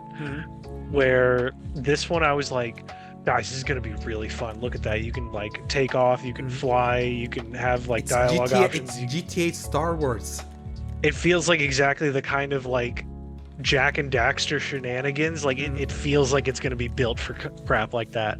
But then at the same time, they were all just like, I don't know, man, it's Ubisoft after all. And I was like, I know, but guys, hear me out here. Hear me out. This is massive. Yeah. The best studio Ubisoft has, because the Division game's really great, and Ubisoft obviously done many crappy things over the last few years. But if a game comes out of it, either it's Ubisoft Montreal studio from Massive Entertainment, you know those games are like they're gonna hit a level of quality. And I say this definitely looked like next gen. Like this like seeing this game, I was like, man, it's like Ubisoft hasn't been playing with this visual quality in like so long. It's like it's cool to see that kind of. This was the kind of game, especially seeing in the Ubisoft 4, because obviously in the Xbox showcase we only saw the reveal trailer, and then they told us it was coming to 2024, and that they were gonna show the gameplay over at the Ubisoft thing the day after, which is the thing that I saw. But seeing that we're finally getting the Scoundrel game that we lost, because it was like this was what Ragtag was gonna be, which was taking some inspiration of the 1313 game we lost, which was gonna be the Boba Fett game. So it's like it's finally getting there. Not a live service, thank God. It's just an open world game. So it's like, man, it's like I tell you, other than Starfield, this was my favorite thing that I saw in any of the showcases for like especially new announcement. Something that I wasn't expecting, because they had the Avatar game. We're gonna talk about it a little bit later. So I was like, when that's done, then maybe they're gonna work on Star Wars. But in classic Ubisoft fashion, they have so many people working on things that they were able to get the Avatar game done and get this done. So, man, I can't wait. It feels like the dream Star. It feels like the Star Wars game I always wanted. Open world, like with exploration, being able to go to different planets, get into your ship, fly into space, engage in combat immediately, getting a little bit taste of like what we got with the Lego Star Wars game. I was like finally getting that with like the budget that we need. I'm wondering how much of that takeoff sequence, because I watched it, and so like the first part of it's a cutscene. Mm-hmm. The second part, it looks like parts of it are like you have to be at a certain point before it gives you control back almost. Yeah, it's like so I'm wondering if it's like you can't fly the in transition. Atmosphere, maybe the transition like, from planet to like space. It seems like it's like a seamless loading. It does seamlessly load. I am actually really happy for that. I'm more thinking like I've almost sensed that there's a limitation of some kind within that area. It's like they didn't want you to fly your ship in the air above the base or something. Mm-hmm. Like you had to commit to going into space almost. Does that make sense? Yeah. And it's better than what Starfield's gonna do, where it's just like you have to load up and then you load in space, but it's like, hey, I'll take it if that's what we need to do to get what Starfield's going for. Mm-hmm. I'm not gonna say too many complaints, but anyway, yeah, Outlaws just looks really cool. The way you got your little pistol, it can switch attachments into different kinds of shooting. I hope it doesn't get boring. The person who was shooting in that demo was missing a lot of purposeful shots to make it feel more intense, or more like real, or more real. That is an actual real thing. But yeah, so I really like the little pet animal that goes and finds you weapons. I love the frickin' the Separatist droid that with the frickin' duster and the holster on his belt. That was frickin' awesome. Yeah. By the way, do you notice that in that demo, when your character is in cover and she's shooting, she directs her pet to go grab an assault rifle. That's what I was saying. Yeah, so because it also has the different. The weapons have the different firing modes and all that. So on top of that, you get like the temporary pickups. I'm blanking out on what it was that you had, kind of that ability where you had your own gear and then you could pick up something in the world that like almost like Gears of War, where like you had some weapons that were special but you couldn't reload them. You just used them until they ran out, threw them down, and then you had your gear again. But yeah, there's so much about this game. Like, it's exactly what I've looked for, like you said, for a long time. Yeah, I'm super into this. I'm glad Jedi Fallen story. I'm glad the Jedi Survivor / Jedi Fallen Order sub franchise is not the only impressive looking Star Wars we're gonna get. I'm glad. It's like that. That's what makes me more excited, because like, yes, it's like the Respawn games are not gonna be the exception to the rule. It's like we're not in this era where at a certain point I thought Outlaws was not gonna happen, because I was like, there's a curse to Star Wars. There is that kind of like Star Wars curse that I doubt, like, especially because I was like, of course, Ubisoft announces that they're working on a Star Wars game and now they're in dire straits. So it was so funny, but it was getting to see that and looking as impressive as it did. I was like, yes, this gave me the E3 of all of like, man, a cool new game of a franchise that of a franchise that I'm really in love with, and seeing it look like that, I'm like, obviously, I want to throw that caveat. With Ubisoft, they have also been the experts of the bullshot, which is like the initial reveal is not what with the final game ends up looking. They've gotten a little better with that ever since that they got called out on like the graphical downgrades of their initial reveals and all that. Yeah, so I want to believe. So it's like this is the first time I've ever been this excited about a Ubisoft game. So I want to keep that positivity. So obviously that wasn't at the Xbox showcase. That was a big gameplay thing that ended the Ubisoft thing. But this was the first reveal, so I was like, yeah, I can't believe it's this soon. Because the Avatar game is literally at the end of this year, so they got that out of the way, and we got this one. And that Avatar game also looks really good. It actually looks like the Horizon game that Paul will finish and play and actually enjoy. Because there's no women in it. I'm kidding. Yeah. But anyway. Yeah. After Outlaws, we got to see 33 Immortals. This was the first indie game. This was by the guys that made Spiritfarer. Definitely completely different from Spiritfarer. It definitely looked like a top-down game in the vein of Diablo and also Hades. The big hook is that it's called 33 Immortals because you can play 33-player co-op simultaneously, which is crazy. Just to think about that. And just the fact that they're gonna have the audacity to try to get 33 people in a game like this, basically. Yeah. You can't even do that for competitive Call of Duty matches sometimes. How much less? I don't think they're gonna get 33 Immortals for long. Yeah, but we'll see. But it's coming on 2024, and also it's part of Game Pass. Everything has been a part of Game Pass except Star Wars from here. They made a point of like saying what is on Game Pass and what it's not, and obviously it's like that's like their big thing. Then after 33 Immortals, we got to see Payday 3. This was revealed very early, either last year or this year, and this was at least acknowledged. Yeah, it was acknowledged that it was happening, and it looks like slightly better Payday. Did you ever play Payday 1 and 2? Oh. You play a lot? I don't know if I've talked to you about this, because Payday 2 is very close to my heart from college days. Oh, you had a group? I bought it. I did briefly. So the most truncated version of this story I can tell is I bought it on release on PS3. Realized the kind of game it was and hated it.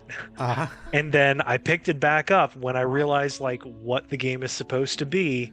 And then had so much stupid fun with it. Eventually I bought it again on PS4. I lost my account after like prestiging twice because they had an issue with that. I went to PC, played it way more on PC, had a ton of fun with it, finally put it down after forever. And that was like after several DLCs had come out. They had a whole crossover with freaking John Wick. They had Sons of Anarchy. They had just so many crossovers they had no business actually making happen. Scarface, I remember that was one of them. Just everything. Anything you could possibly imagine. Payday 2 had no shame. They were going to throw anything at the wall and see if it was so much fun. It was so much fun. So much fun. You talk about builds that you could just like do the most broken nonsense in the world. The way that they just really made it work with like co-op, working together, using voice chat, stealth missions, main missions, guns blazing, and whatever you wanted. So admittedly, I don't know if I'm going to get this on release because the game is never really great at release. It's great like a year or two later. You don't have to. Coming September 21st on Game Pass. That's right. I remembered there was a reason I was excited for it. Yeah. Because I don't have to buy it. Exactly. The beauty of Game Pass, being able to try all these games. And if we really love them, and if we want to get them looking spicier, that's when we buy them in the other one. So I love using Game Pass as kind of like a very how can I say this? It's kind of a very elaborate demo station. Blockbuster. Yeah. It's that if I'm liking a game enough, then I'm willing to put in the dough to make it feel the best it can be. We know we have a machine for that. But if anything, like we could still play the game there. So yeah, coming to Game Pass on September 21st. The holiday is slowly filling up. Then the next game, again, this is a big get that they get to announce this, considering like all things considered, because like this was a franchise that until last year, completely ignored this platform. And now they're like, now they get to like reveal stuff, even though this leaked. Persona 3 Reload, the remake to Persona 3. Obviously, last year we got a port of Persona 3 Portable, the PSP version of Persona 3.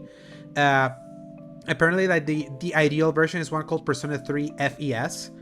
That this remake's not gonna be that. This remake's actually gonna be based on the original PS2 version of this game. So it's like not like the version everyone loves, but it at least is improving the style. Like we actually were having this talk about with this talk that in a post Persona 5 world, that it was all that how much that style really reeled people in, when a lot of people that love Persona 3 or 4 was they love the characters, they love the story, they love the social links and all that. Getting into that kind of chibi style again, like getting to that like more bland style compared to like the absolute brimming with style that Persona 5 is. I'm glad that Reload is like taking that, and makes me excited for the idea that they eventually get to 4. So this is coming in early 2024, and again, this is a big Game Pass get. So Avowed finally showed up again. Avowed was the game announced by Obsidian back at 2020, the 2020 showcase, the one with Craig, the brute from Halo Infinite. This was gonna be their like Skyrim-looking game that was gonna be based on the Pillars of Eternity universe. That game then went dormant. We had not heard anything about it. Then it finally reemerged here, looking way more colorful than everyone expected, especially after the initial reveal that looked a little darker and a little bit more somber. This definitely has more the Outer Worlds style, like whimsical colorfulness that Obsidian is actually known for. And this is coming on early 2024. So it's like they're gonna get Starfield later this year, and then you can follow it up with Avowed. So it's like, if you love Western RPGs, the Xbox is the system to be. PlayStation has almost none. Just Cyberpunk basically right now. So it's like it's what do you think of like how Avowed looked? Avowed is actually one of the other games that I was the most interested in, because it has a lot to it that I feel could be. It's almost like a Skyrim that doesn't take itself as seriously. Yeah, and I mean, and more digestible, as announced in the Xbox Extended Showcase. And it looks neat. It looks really interesting to look for. It also has a very specific style that I feel like isn't going to put it under as much strain as some other games lately. Yeah. Where it almost looks like, not any disrespect to it, but it looks almost like a AA PS4 game. But at the same time, that's like intentional, so it has charm. And I feel like this could be something really interesting. Yeah, it's like Obsidian right now is like Xbox Insomniac in a way. It's like they've been putting out games. Grounded, Pentiment, now this. It's like they've been like feeding that system while they've been like starving. And getting a game that's in the Skyrim style, that's digestible. I love nothing more in this day and age than a digestible RPG. Because I want one that you know that's not gonna take too long, and maybe being replayable. So especially because we know Starfield's gonna be that big game. I'm glad this is not gonna be like an immense game. Like when they announced this is gonna be the same size as the Outer Worlds and Knights of the Old Republic 2, I was like, yep, they got me. It's like I'm sold now. It's like a lot of people like complain about the art style, which I'll say, considering how they revealed it back in 2020, it definitely is different. Do I hate it? No, because I like something colorful and cartoony myself personally. So I'm excited for Avowed, and I'm glad that we know that it's one of Xbox's big 2024 games. So it's slotted for early 2024. Then they gave us a new update for Sea of Thieves. Obviously, the last time we got one, I think was 2 years ago when we got the Jack Sparrow thing. This time they're doing a... That was 2 years ago? Yeah, 2021. Can you believe that? Oh my god. Yeah. And if they did one last year, I don't remember it, but I remember the Pirates of the Caribbean one being like a big headliner 2 years ago. Could have sworn that was last year. Wow. Yeah. Okay. Yeah, Jack Sparrow was 2021. So. Jeez. Yeah. So this time they're doing a crossover with Legend of Monkey Island, which makes perfect sense. It's like that Lucasfilm pirate adventure game. So easy way. It's like for people that play that, it's like that's coming out on July 20th. We gotta get into that. The Sea of Thieves, because we had the Xbox. I got it at one point, and I was playing it. Yeah, but it's like now that we nobody have a crew. got on. Yeah, but now we have a crew because it's on Game Pass. We have our buddy Zach that's also on Game Pass. Maybe we can like get him in. Who knows? I've been wanting to like I never had that friend experience with Sea of Thieves, and people tell me that's the way to play this, not solo. Yeah. So still waiting for that. So that comes out on July 20th. Then Microsoft Flight Simulator got the latest update showing like some helicopters and all that. But then they announced Flight Simulator 2024. That's knock on people that they're actually like getting a new game. So because I was actually surprised too, because I thought this was just going to be DLC for 2023's version, and I was like, oh, okay, cool, version, more stuff for it. Or the 2020 version that they got in 2021. And that 2020 version, at the very least, gets another update this year. The Dune ship from like the movie, you'll be able to fly it around, and, it looks really cool, and the way its mechanics are very specifically built. The fact that they built the Dune world where you can fly around the little the giant sand crawler thing. Now, I wanted to make mention. I don't know if these existed beforehand, but like these aerial firefighters and search and rescue and like cargo transport and stuff. Yeah, I don't know if this stuff existed beforehand, but that is exactly the kind of stuff that past me really needed for a game like this. Like, it's cool to fly around, like go to different airports and whatever, but that just doesn't really do it for me. You want something to do. Yeah, exactly. You need objective. You need something to do other than just like kind of like lose time, just like flying around, all that. That's cool at first, but it's not something to like perpetually keep playing it. So anything to make it more like interactive. I mean, they did the Maverick one from last year. Last year they did the Top Gun Maverick crossover. That was cool, being able to fly Maverick's ship. So I will be interested to try what they do with Dune. That's coming out on November 3rd, around the time of Dune Part 2, the movie. So, and it's on Game Pass. So exactly. Again, like almost everything in this thing. So then Hellblade 2 was finally shown again. The last time we saw Hellblade was at the Game Awards in 2021, and before that was the reveal in 2019. This was the first ever Xbox Series X game we knew existed. This was definitely more of a show, again, just a graphical showcase of like the psychedelic trips of this game. Like the animation's incredible and all that. Not the most exciting demo, if I'm perfectly honest. The one that they showed at the 2024 Game Awards was more exciting. It felt more like a game. At least you got more of an idea of what the game is. They still haven't showcased things like combat and all that. I don't like what they're doing for the marketing of this, because they had that really cool moment with the giant and all that stuff, and then this was like almost a tech demo again of the lady's face, and it's like, whoa dude, look at how crazy detailed and awesome it is. I'm like, I don't really care all that much, guys. Like, just show me the game or get out of my face, please. To be fair to them, like, as unexciting as it was, 2024, they finally like gave the window. It had not had a window the few times that they've shown it. So it's like, it's getting close. And now that we have the year, now we know we're getting close to like the actual full-on gameplay demo. And if it's like the first game, over the shoulder adventure with some one-on-one combat and all that, it's like, this is their answer to like a God of War style, Last of Us style game that they kind of need in the high like graphical fidelity. So visually it's insane. That's in game. We know that's how the game looks. Again, like this and Fable, the two great lookers for the Xbox. The one they're going to show why they're the most powerful console. Even though we're going to play it on Series S. It's still going to look really good. So, then Like a Dragon 8, basically Yakuza 8, which again, like they moved on from the Yakuza name and just call it Like a Dragon, was announced.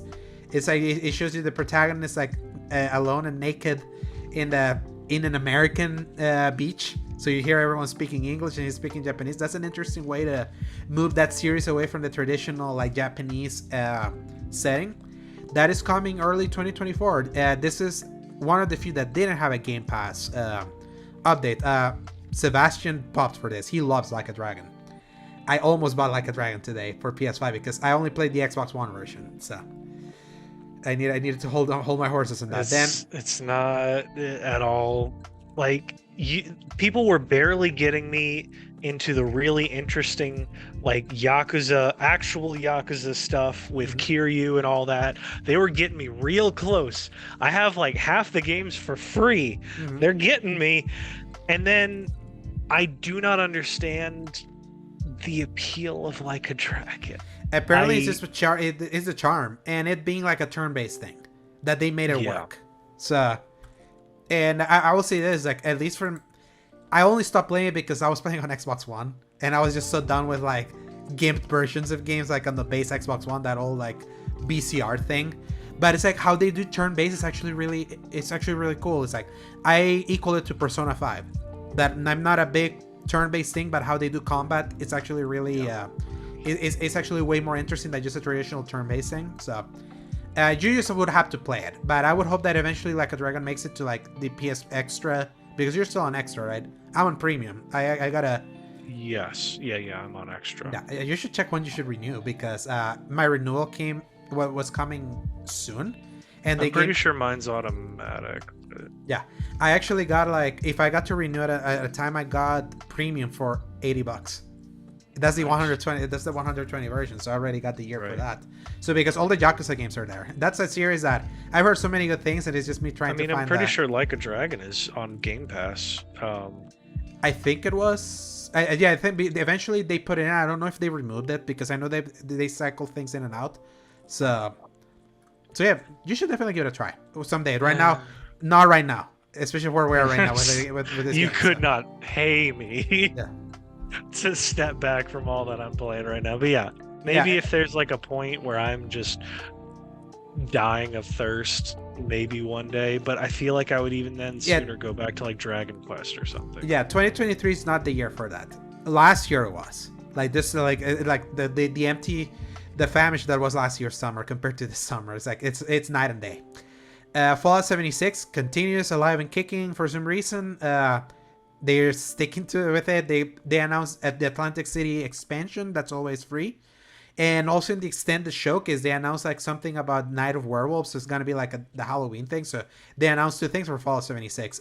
It's definitely gotten better. It's just like it's passed me by at this point. So, but for people that are still playing, at least you know that they're still updating it. Then Capcom showed up with a new IP, Path of the Goddess, and at first I was like, another Monster Hunter? It looked like that at first. But then But then when I started seeing the gameplay, I was like, I'm seeing some animation. I'm seeing some like DMC, like quick slashes and all that. What is this? And there's like a new IP that's debuting on Game Pass. It's also gonna be multi-platform, but again, Capcom is like, they, on top of remaking the best, giving us the best remix of the market, killing it with Monster Hunter, killing it with Street Fighter, they're still finding time for a new IP. That's cool. That's actually really cool. It's impressive, to say the least. I just the colors, the personality, the heavy focus on what I understand as Chinese mythology, but I am open to being wrong. Yeah. But yeah, it's just really impressive is the fact that I'm eating so well in every other way that I didn't immediately jump at this one. It's just like testament to how good all of these games are that are coming out this year. Yeah, this is definitely not coming out this year, but but the very least is like glad to see Capcom still like investing not just like in remaking old stuff, but also investing in new stuff, and that Xbox threw the bag and they get to debut this game and Game Pass again, because Exo Prime was also debuting on Game Pass. Capcom is like, it's playing both sides well. It's like they're partnering with PlayStation when they show Resident Evil stuff, but they also like give Xbox. They give Xbox something to be able to show. It's to show that they're happy like working with both. And there's also the weird sound of your of your microphone all the time whenever you do that. So yeah, Path of the God is coming, maybe sometime next year, and at least I get to try it in Game Pass before we have to commit, because it's a new thing from them. Unless the reviews are immediately good, then we know. So Forza, it finally got its release date. That's coming on October 10th. That's just news for me. It looks pretty. It's a car game. I'm the Horizon guy. I'm not a motorsport guy. So, but it's apparently people say that it's incredible to look at, like in person. So yeah, the same. It's like really cool. Love the idea behind it, and for whatever reason, I've always liked the Forza Horizon side of it, because I just like arcadey. Arcade is an open world and more arcadey feel to it. Yeah, that's for like the Gran Turismo people. So Elder Scrolls Online showed the Necrom expansion that they announced back at the at the Xbox Direct from January. It was just a reminder that this is coming out in 5 days, in June 20. And then Overwatch 2 stuff is gonna be added on August 10th. Right now, like that game is like dead after what happened to like the mode that justified 2, and apparently they're still gonna try to do the story missions out of like what they were working on and trying to put it in. It's like Overwatch 2 for me will always be one of the most legendary fumbles of such a surefire. Did I blank out or did we skip over Elder Scrolls? No, I just talked about Elder Scrolls. That is Okay. coming on June 20. I was just like, Yeah. yeah, I guess I'm so checked out of that one that I didn't even notice. Exactly. It was just a reminder. It was coming literally in 5 days. Is what it said. So Anyway. yeah, new Overwatch 2 stuff is on August 10th. I can't wait to see how people receive this game after like its reason for existing disappeared. So yeah, that's just so messed up to make the promise that don't worry guys, we're gonna make a sequel and it's gonna have actual like PvE. campaign and PvE, and they're like, we're gonna take that out, but we're gonna give you back this other stuff for an added charge. Yeah, $15. It's like what a mess. Like personally, Overwatch is like an absolute mess. So it just sucks because Overwatch was one of the top games of last generation. It's like what a great shooter. So mishandled, and it's still fun. That's what's the worst part. Yeah. Then the second of 3 Atlas announcements was shown here. This is actually an interesting one. Persona 5 Tactica. So basically taking the Persona 5 and putting it in a tactics game. People are like craving for Final Fantasy Tactics to come back. Tactics Ogre last year kind of gave that. So the fact they will be able to get that with the beloved Persona 5 aesthetic and characters and style, even though even more chibi looking style, but people love Persona 5. It's like Persona 5 is that beloved. They'll be able to try that on November 17th this year and on Game Pass too. So we get to try it too and see what the fuzz is about. So then I would say they gave a little tease of what they were gonna do a deep dive afterwards with the Starfield. They did like a Starfield trailer. They put this here because there was gonna be people that were gonna tune out after the showcase was done and not see the direct for Starfield if they didn't want to see it. So that's why they put a trailer for this.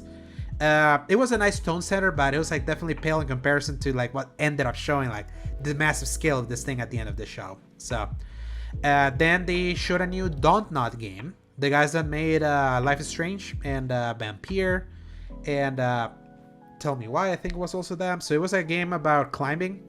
It's called Jusant, and that's coming to Game Pass this year. It was just in fall 2023. Apparently a very surprising hit for the people that played some of the games that they demoed at the thing. So this was just that's cool. It's a climbing game. It's on Game Pass, so I'll wait till it's. I feel like there's something there for this one because it's got such personality. It's almost like Journey for climbing enthusiasts. That's what popped for people when they actually played it. It's like they felt that kind of serenity of playing that game. So. Again, a Game Pass thing. That's the beautiful things. Could we try it? Yeah, we can. Like that's the benefit. There's a benefit of us getting into the Series S ecosystem. So, then the Chinese room, the guys that made Everybody's Gone to the Rapture, finally showed up again because it was like, oh yeah, they haven't heard from those guys in like freaking forever, and so yeah, they announced this kind of like horror style game that's like in an oil rig called Still Wakes the Deep, also a Game Pass game. So it's like I think that's multi-platform. I could be wrong. So after Still Wakes the Deep, we got Dungeons of Hindenburg. There is this game that had the art style from Sable and felt like more energetic, more of an action game than Sable. So that's only coming this in 2024 for Game Pass. And then we got Keanu Reeves showing up to basically give us an intro into Phantom Liberty, the new expansion for Cyberpunk 2077, which it's coming in both in September 26th, and from what I've been hearing from the people I got to play Phantom Liberty, it's an complete overhaul of like systemic overhaul of the Cyberpunk 2077 experience. Nice. So basically it's like you're playing a new game. Like you can even go back to the old content and play and the menus may look different, the systems and upgrades and all of that. It's like they really went in to like restart this thing. So then afterwards we got to see City Skyline, which again, if you like City Skyline, this is the sequel to that. That's coming on October 24th. Then Atlus came in with the third reveal of the in the showcase, not a Persona game, but a game called Metaphor Refantasio. So it's basically a more fantasy style whatchamacallit RPG game. in the Persona style. So that's coming in 2024, not on Game Pass. And just today, this was announced for like all the platforms. So this had like the announcement thing. So like, good for them. It looks really cool. It's an updated version of the style of the Persona 5 popularized. Not in high like school. that it's a lot of I actually really like that it's a crazy fantasy stuff. It's really letting people go absolutely bonkers with the character designs.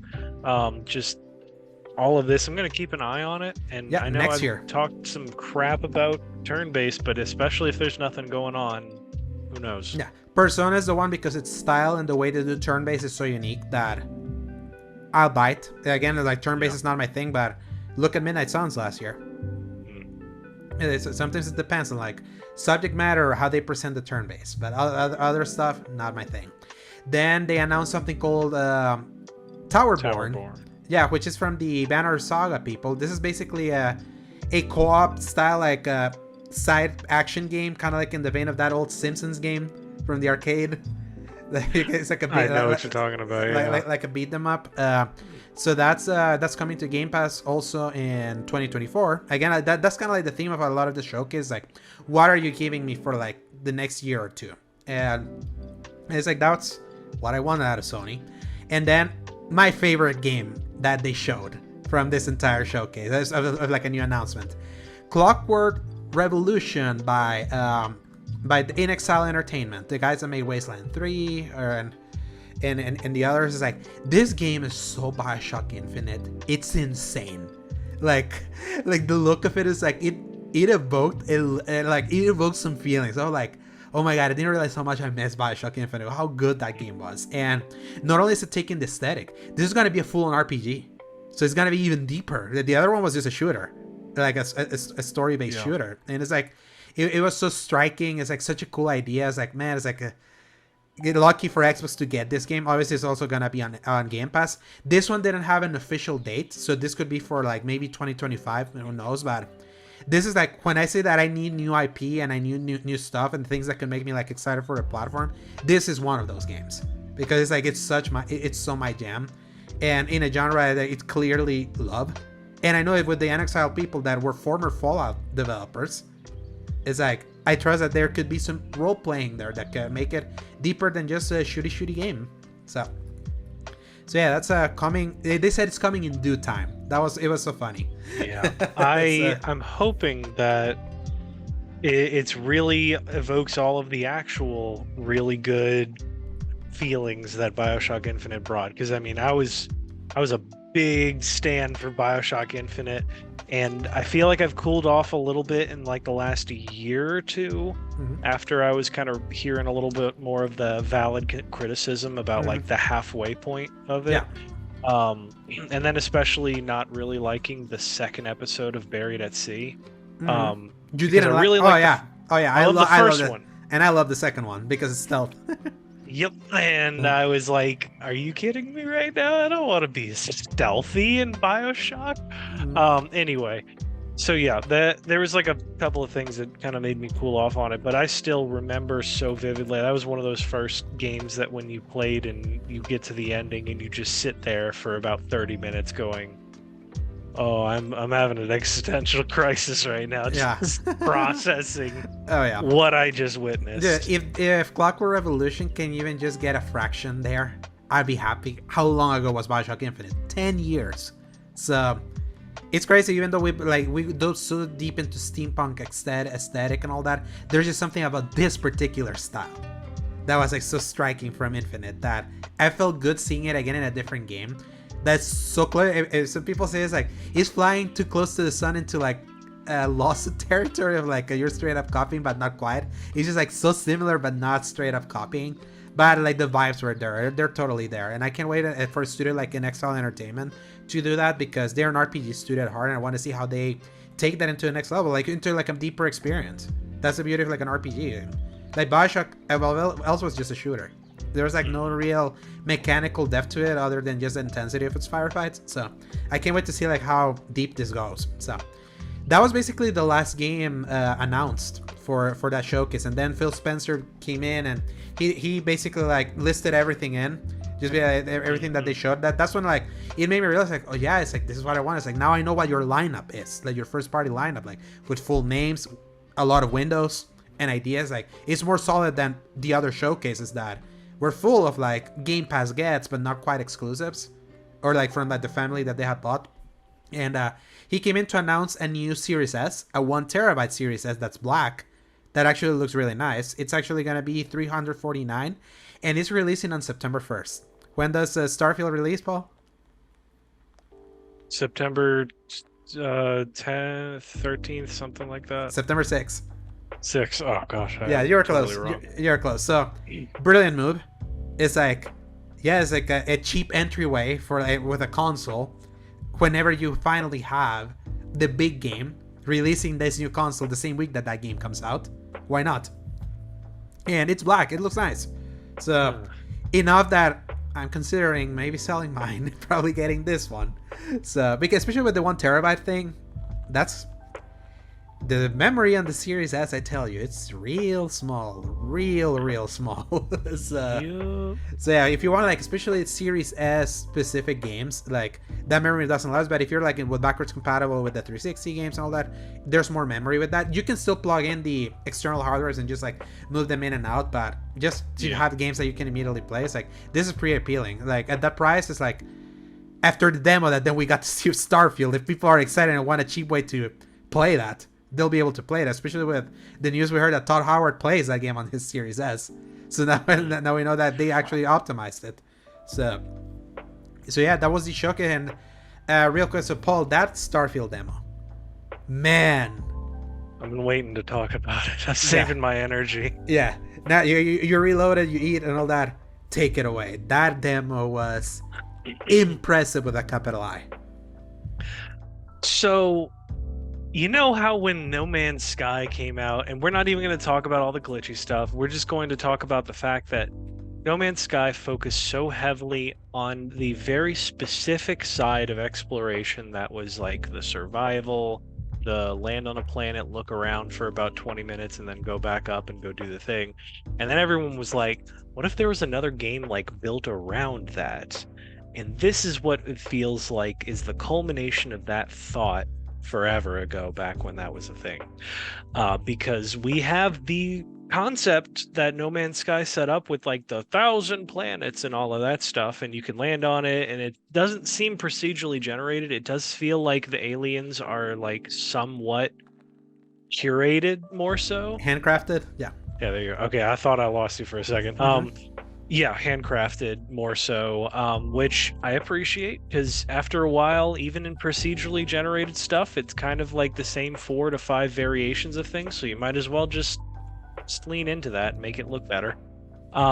After that, the fact that you are very specifically creating, like, how many planets did they say it was? Like 5 to 8 or something. Yeah, like the big ones, like the biggest ones they ever built of like city, explorable city. That is like the perfect balance, because you have something like the Skyrim dungeons, which are basically procedurally generated anyway. They're just laid out, set one after the other, and kind of the same way, slightly different layouts, same method to solving them all.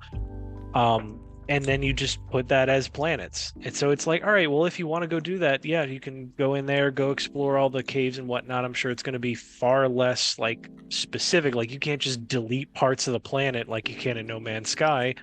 But that was never really what this is going to be about anyway. It's like Fallout in space, like they said. And going from there, now we're in all of these actual curated planets. You have your space stations. You have your stuff on the planets. One of them that looked like it was laid out exactly the way the Diamond Stadium was in Fallout 4. There's like all sorts of stuff that's like very heavily calling back to all of this. And it's like some people are like, oh, that's lazy game design. I'm like, no, it's just a homage to a game that's like 20 years old now. And just all of the detail in the, like Zach said, our friend, the aesthetic of the armors, the weapons. I love so much that specific space feeling style where it's like, this is just like a step above what looks realistic. They call they had said in the presentation that it was NASA punk, but there is an existing phrase for it, and it is called retrofuturism. Retrofuturist, yeah. And just the like cassettes, the clicky buttons, the heavy feel, the chunky atmosphere. I love that crap. I eat it up constantly. It is exactly the reason why I sat through Alien and Aliens, which the second one is an action movie. The first one was absolutely a horror movie. I don't do well with horror, but I love the technology so much that I sat through it. Turns out it's a really good movie. But shoot, I mean, like all of the stuff that you're going to be able to do with it, you know that they're like they teased even like a telekinesis ability at some point at the end of that when they were floating around like the enemies. Yeah, freezing people in place, and I was like, you know that they're going to have like a beam sword ability that is just going to let you fully become a Jedi or something. You can just they're going to give you those kind of opportunities. I mean, the fact that they put in like the Blade Runner guns in the old Fallout games and stuff, and just all of these different little things, it just makes those synapses in my brain start freaking out. The fact that it seems like you're going to have a lot of options. It's not heavily curated in the way Fallout 4 was, where you only had a few options. This looks like full-on text boxes. You can kind of choose how you want to handle things, and it's all perfectly viable. Looking at you, Deus Ex. Yeah. And just like, jokes aside, it made me really excited for that game. Yeah. It was a game that the more that demo, especially with that showcase direct, the more it kept going, the more impressed I was getting. I was like, my God, it's like, this is just kind of like evoking the same things that I felt with Tears of the Kingdom of like, I can't believe this is a game. I can't believe they were able to pull this off. And it, again, just reminds you of like, at the time of when Bethesda games were so beloved, especially during the Skyrim era, when they were like these trendsetters of like what a massive interactive world could be. Like, it may not be the most pristine looking game. Obviously, there are some games that are like in fidelity may look better, even run better. We recently learned that this game on console is going to be 30 FPS. Just similar with like my realization that I came with Tears of the Kingdom. I don't care. Like, that was a 30 FPS game that was dropping. I consider it my top 10 favorite games of all time. A game can be perfectly playable at 30 FPS as long as it's perfectly programmed to run at that. Like the stick latency was like programmed for that frame rate. Like I keep mentioning that a game like Cyberpunk 2077 was not programmed to run at 30 frames, like, because you feel the sluggishness with the controls, while other ones really feel nice at 30. Look at Jedi Survivor recently. I played the majority of that game with the fidelity because it's like, this is feeling great with that, and I don't get like the erratic 60 frames that we keep getting now with games. But it's like the fact that you can build your entire ships, hijack ships, like build how your ship looks. I didn't even talk about the your ship crew stuff. You can have like your crew is like, you basically make that crew yourself, and everyone can do their own thing, and it all works and it all fits together. On top of having the Bethesda game studios like trademark, like everything you see, you can kill everyone, you can talk to everyone, you can grab everything, you can have everything. The game remembers literally everything that you make. That's like what makes the Bethesda style of RPG so special, because no other, like even a game like an RPG like Horizon Forbidden West, obviously it looks super beautiful, but its world is so static. It's like it's like so undynamic compared to this, that I'm like, I'm willing to trade the 4K 60 high fidelity and all that for a game that is like feels this ambitious, that feels like the dream game, the kind of game we've always dreamt of: space exploration, full adventure, narrative, all of that, like the things that No Man's Sky scratched the itch, but it wasn't the full thing. It was like they give us the idea of how cool it would be if someone could get that idea and finally make an actual full game with meaning out of it. No Man's Sky has done a great job at adding meaning into the things you do. Absolutely. Yeah, but it's like, this is an actual Bethesda RPG. It's like the studio whose games with Oblivion, Fallout 3, Skyrim, Fallout 4 is like made these games that are so highly replayable because of its role playing. Obviously, Fallout 4 was like diminished a little bit compared to the Skyrims and everything before, but it's like, reminds me why I put this last year when it was originally gonna come out, like as my third most anticipated game of that year, because it's like, we've been waiting 8 years for like their next big game. This game has taken so long, and I'm hoping, especially because Microsoft has claimed that with Starfield they didn't do with Redfall, they have actually put their might and money and a lot of people like testing this thing. There's like a army of QA testers trying to make sure that this is like the least buggy Bethesda release like probably ever. They gave it almost a full year delay. It's like they got the Tears of the Kingdom thing. That game was done last year. You got a full year's delay. Obviously, I trust Nintendo more and be able to like pristinely clean their games because that's what they're known at. But like, no game is as dynamic as like a Bethesda Game Studios game. Like even back to Oblivion, like that you can play at 60 frames on Series S, and also a sharper resolution. Like it's crazy how well that game holds up. Like especially with the touches that they give in, it's like there's just something special, and it's like it reminds me of like. Yes, it's like I keep forgetting that whenever they announced that they acquired Bethesda, that was a huge get.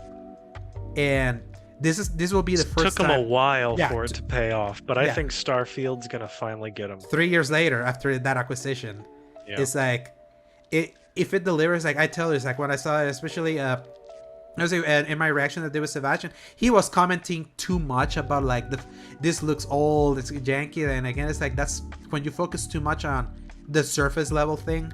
You don't realize what a feat in game design everything else is. That if that's the trade-off, like I've reached a point, Paul, that I don't get impressed by graphics this much. Like it's rare. Like it's like me saying that looks so beautiful. It's like I felt like that stopped being impressive to me back in like 2018 around Red Dead Redemption 2 time.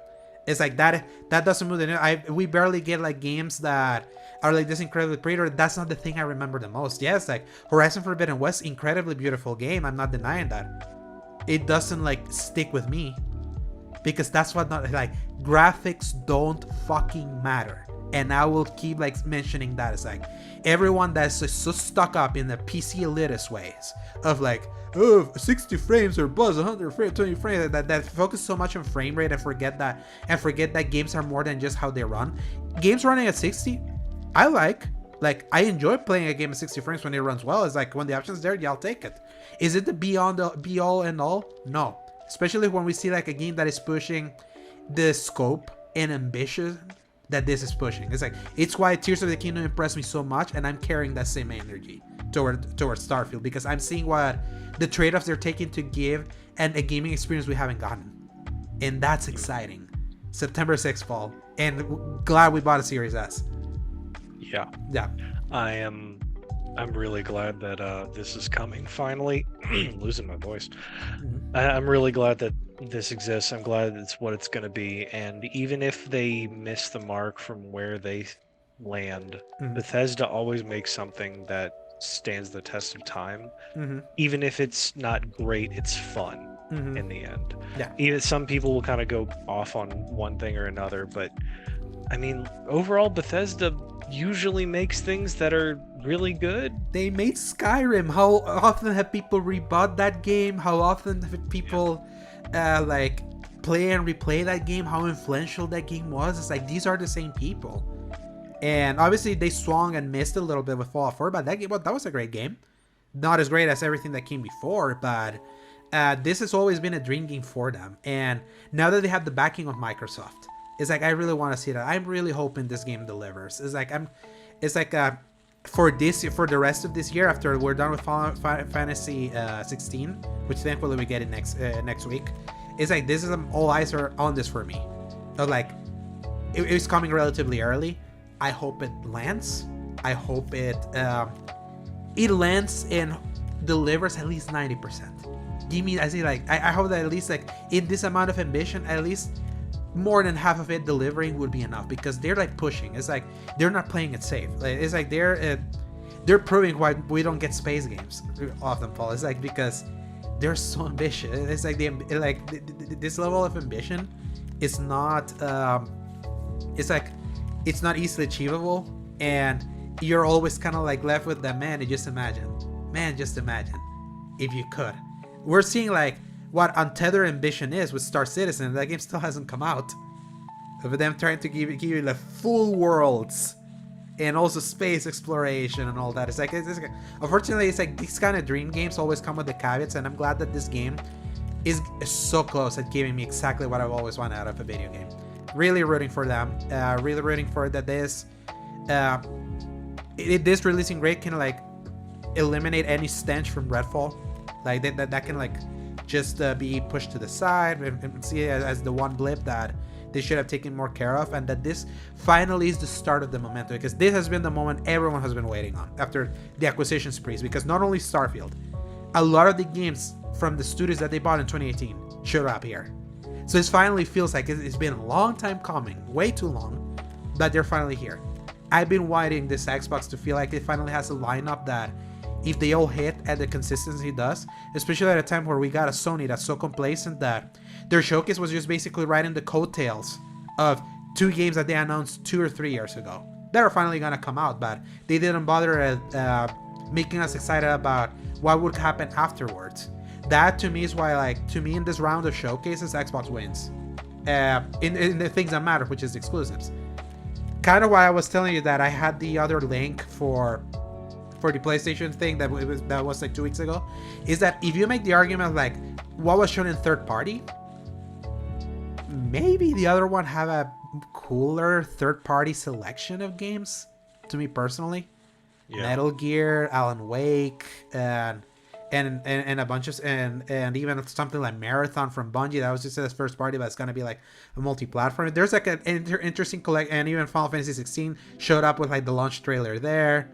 And Dragon's Dogma 2 was also cool there. So it was like, maybe from a third-party perspective, you can't slouch at the PlayStation Showcase, but in the thing that matters, what are the things that are for you that you wanna make us excited for? It's like, beyond Spider-Man, we learned nothing. With Xbox, I have an idea now.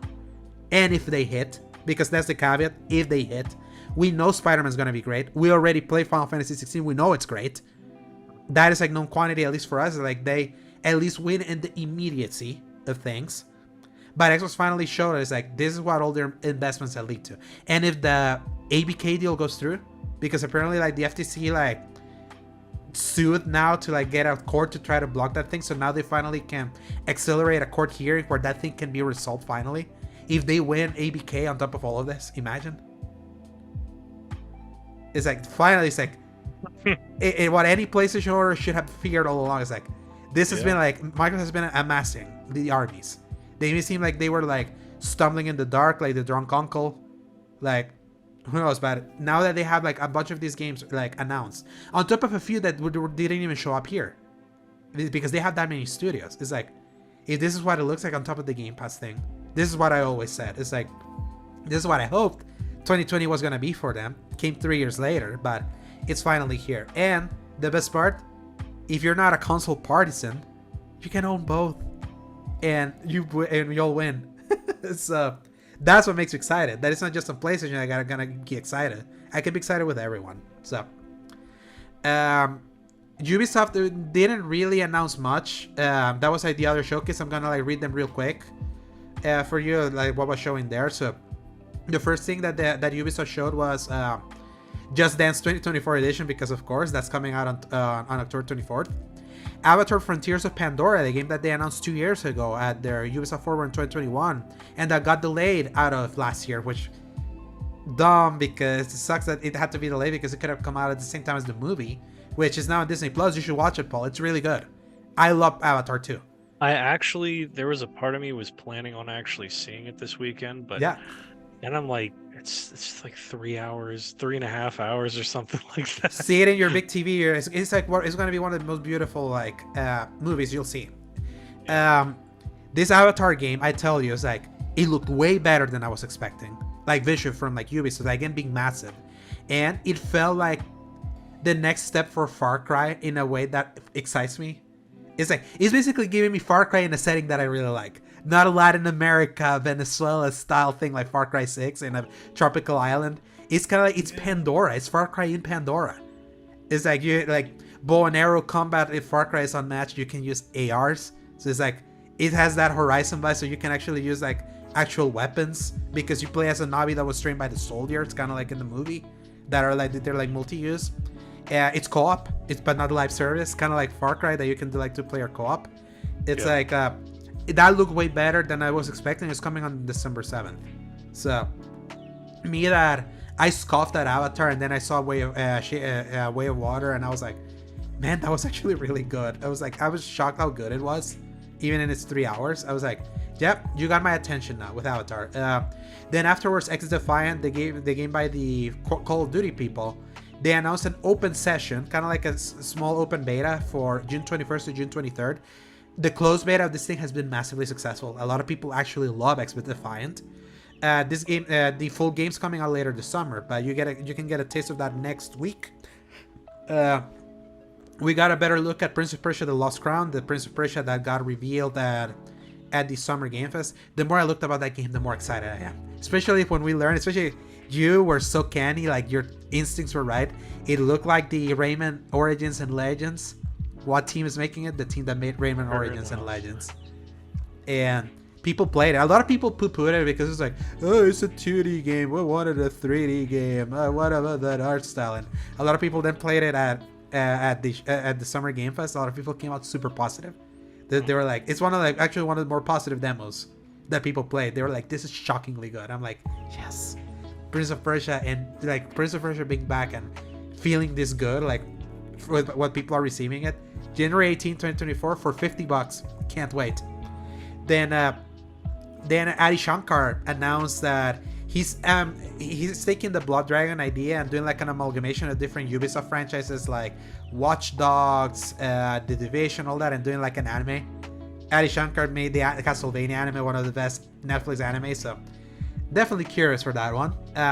The Division Resurgence, that's the mobile The Division game that looks shockingly good.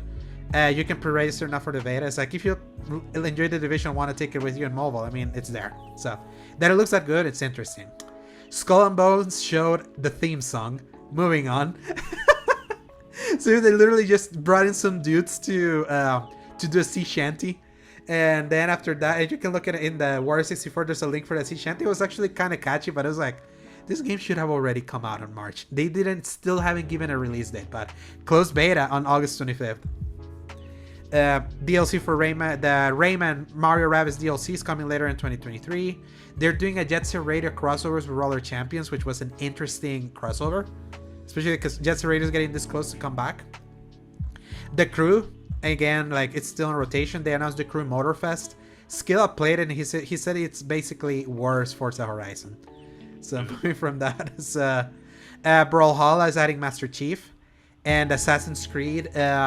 It's having a VR game called Nexus VR, which people say it actually looks pretty sick, and also very, let's say, vomit-inducing with like the movements and all that, because you can play with the assassin and do like the parkour. Can you imagine?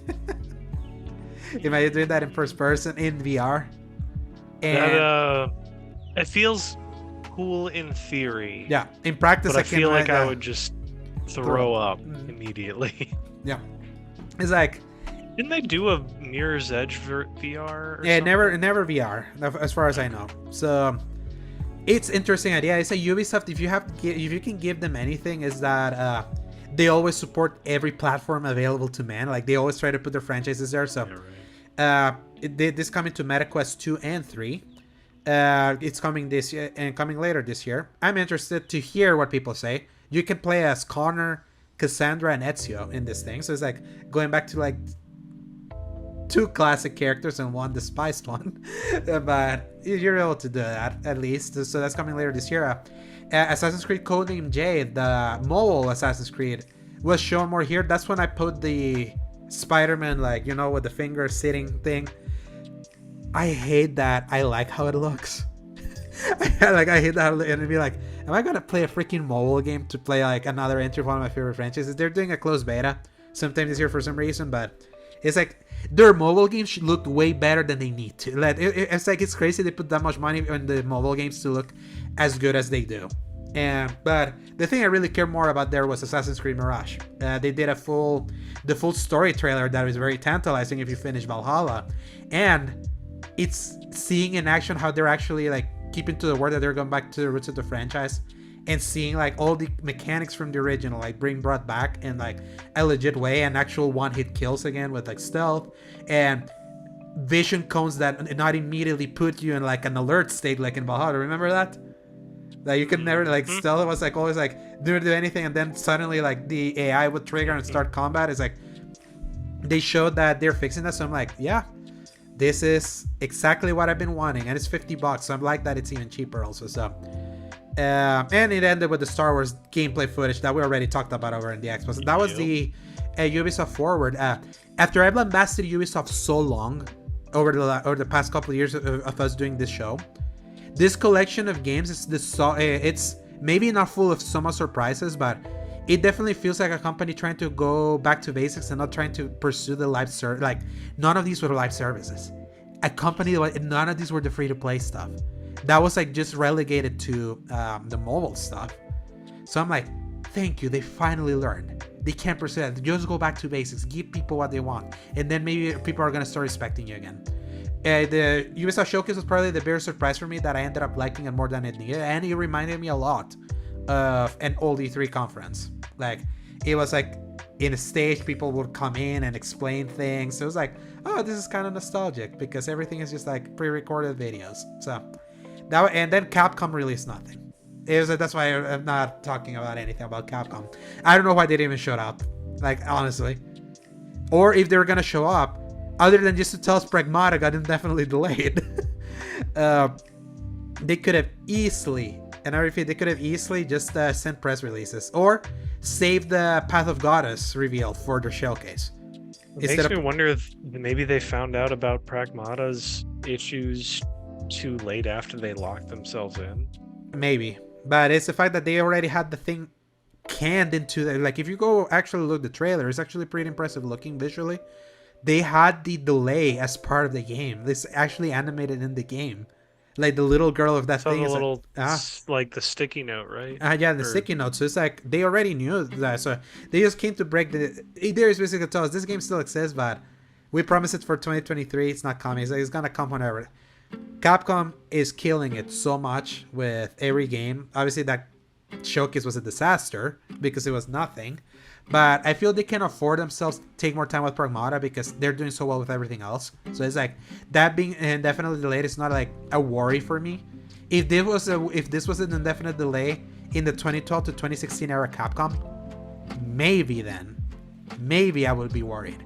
But they have a fountain of goodwill that Ubisoft didn't, and I have a little bit more goodwill towards Ubisoft now after that showcase. So I'm really hoping for the best. I tell people, it's like that Avatar game, I was like, man, it's like that actually looked really cool. This idea of being able to like fly around. You can fly the mounts. You love flying. I do love flying. Yeah, that'd be a fun co-op game. I hope I enjoy it. Yeah, it's the last game of this year in December, so if it's not delayed, let's hope not. So who knows? Because Star Wars is in 2024, I would hate if Avatar is delayed and then that pushes Star Wars further. I just want that Avatar game to be out, just that it guarantees that we know that Star Wars is coming soon. So I hope. I don't know if I'm gonna enjoy the Avatar game as much as you are, but I don't know. I hope it's good, but after everything else this year, it's gonna feel like a weird, just okay, that was a game. It's the last thing coming out after the year that we've had, so it's like it's just a nice palate cleanser. So, and if we need something to play in December, because nothing else was announced for December, weirdly, last year we had more December announcements by this time, so we'll see. Just hoping for the best for that one, because if it starts like rolling, get the train rolling for like a recovery for Ubisoft, that would be the win for me. So, because they were my favorite third-party publisher. Currently, it's between EA and Capcom. I never thought EA would be in the running for me. So, but that's how good EA has been recently after like taking their calls. And with that, Paul, that's news. Read us the game releases for the week of June 18 to June 24. Nerd. Yeah.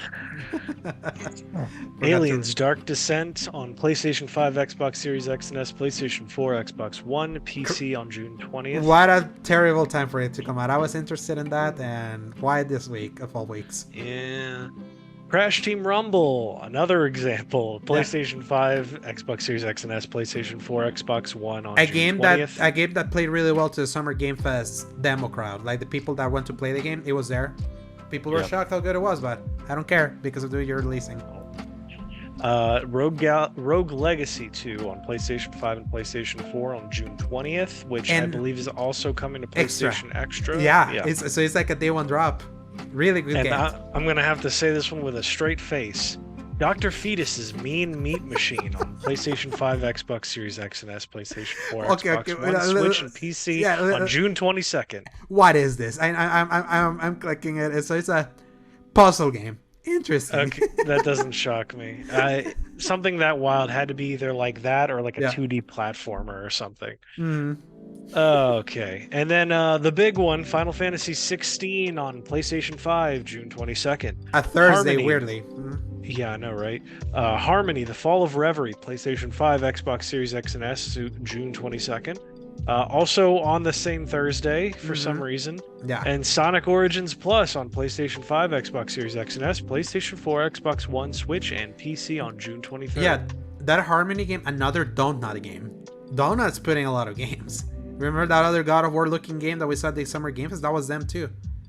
Wait, what was the name of that one? I forget the name, but it was like it had werewolves. It was like over the shoulder. It was a dark. I forgot the name, but it was a donut game too. So it's like they really put out a lot. But Sonic Origins, I'm interested in that because I like 2D Sonic. That's the 2D Sonic that it's good, but none of these games matter because Final Fantasy 16 comes out that week. So it's like that's the main focus.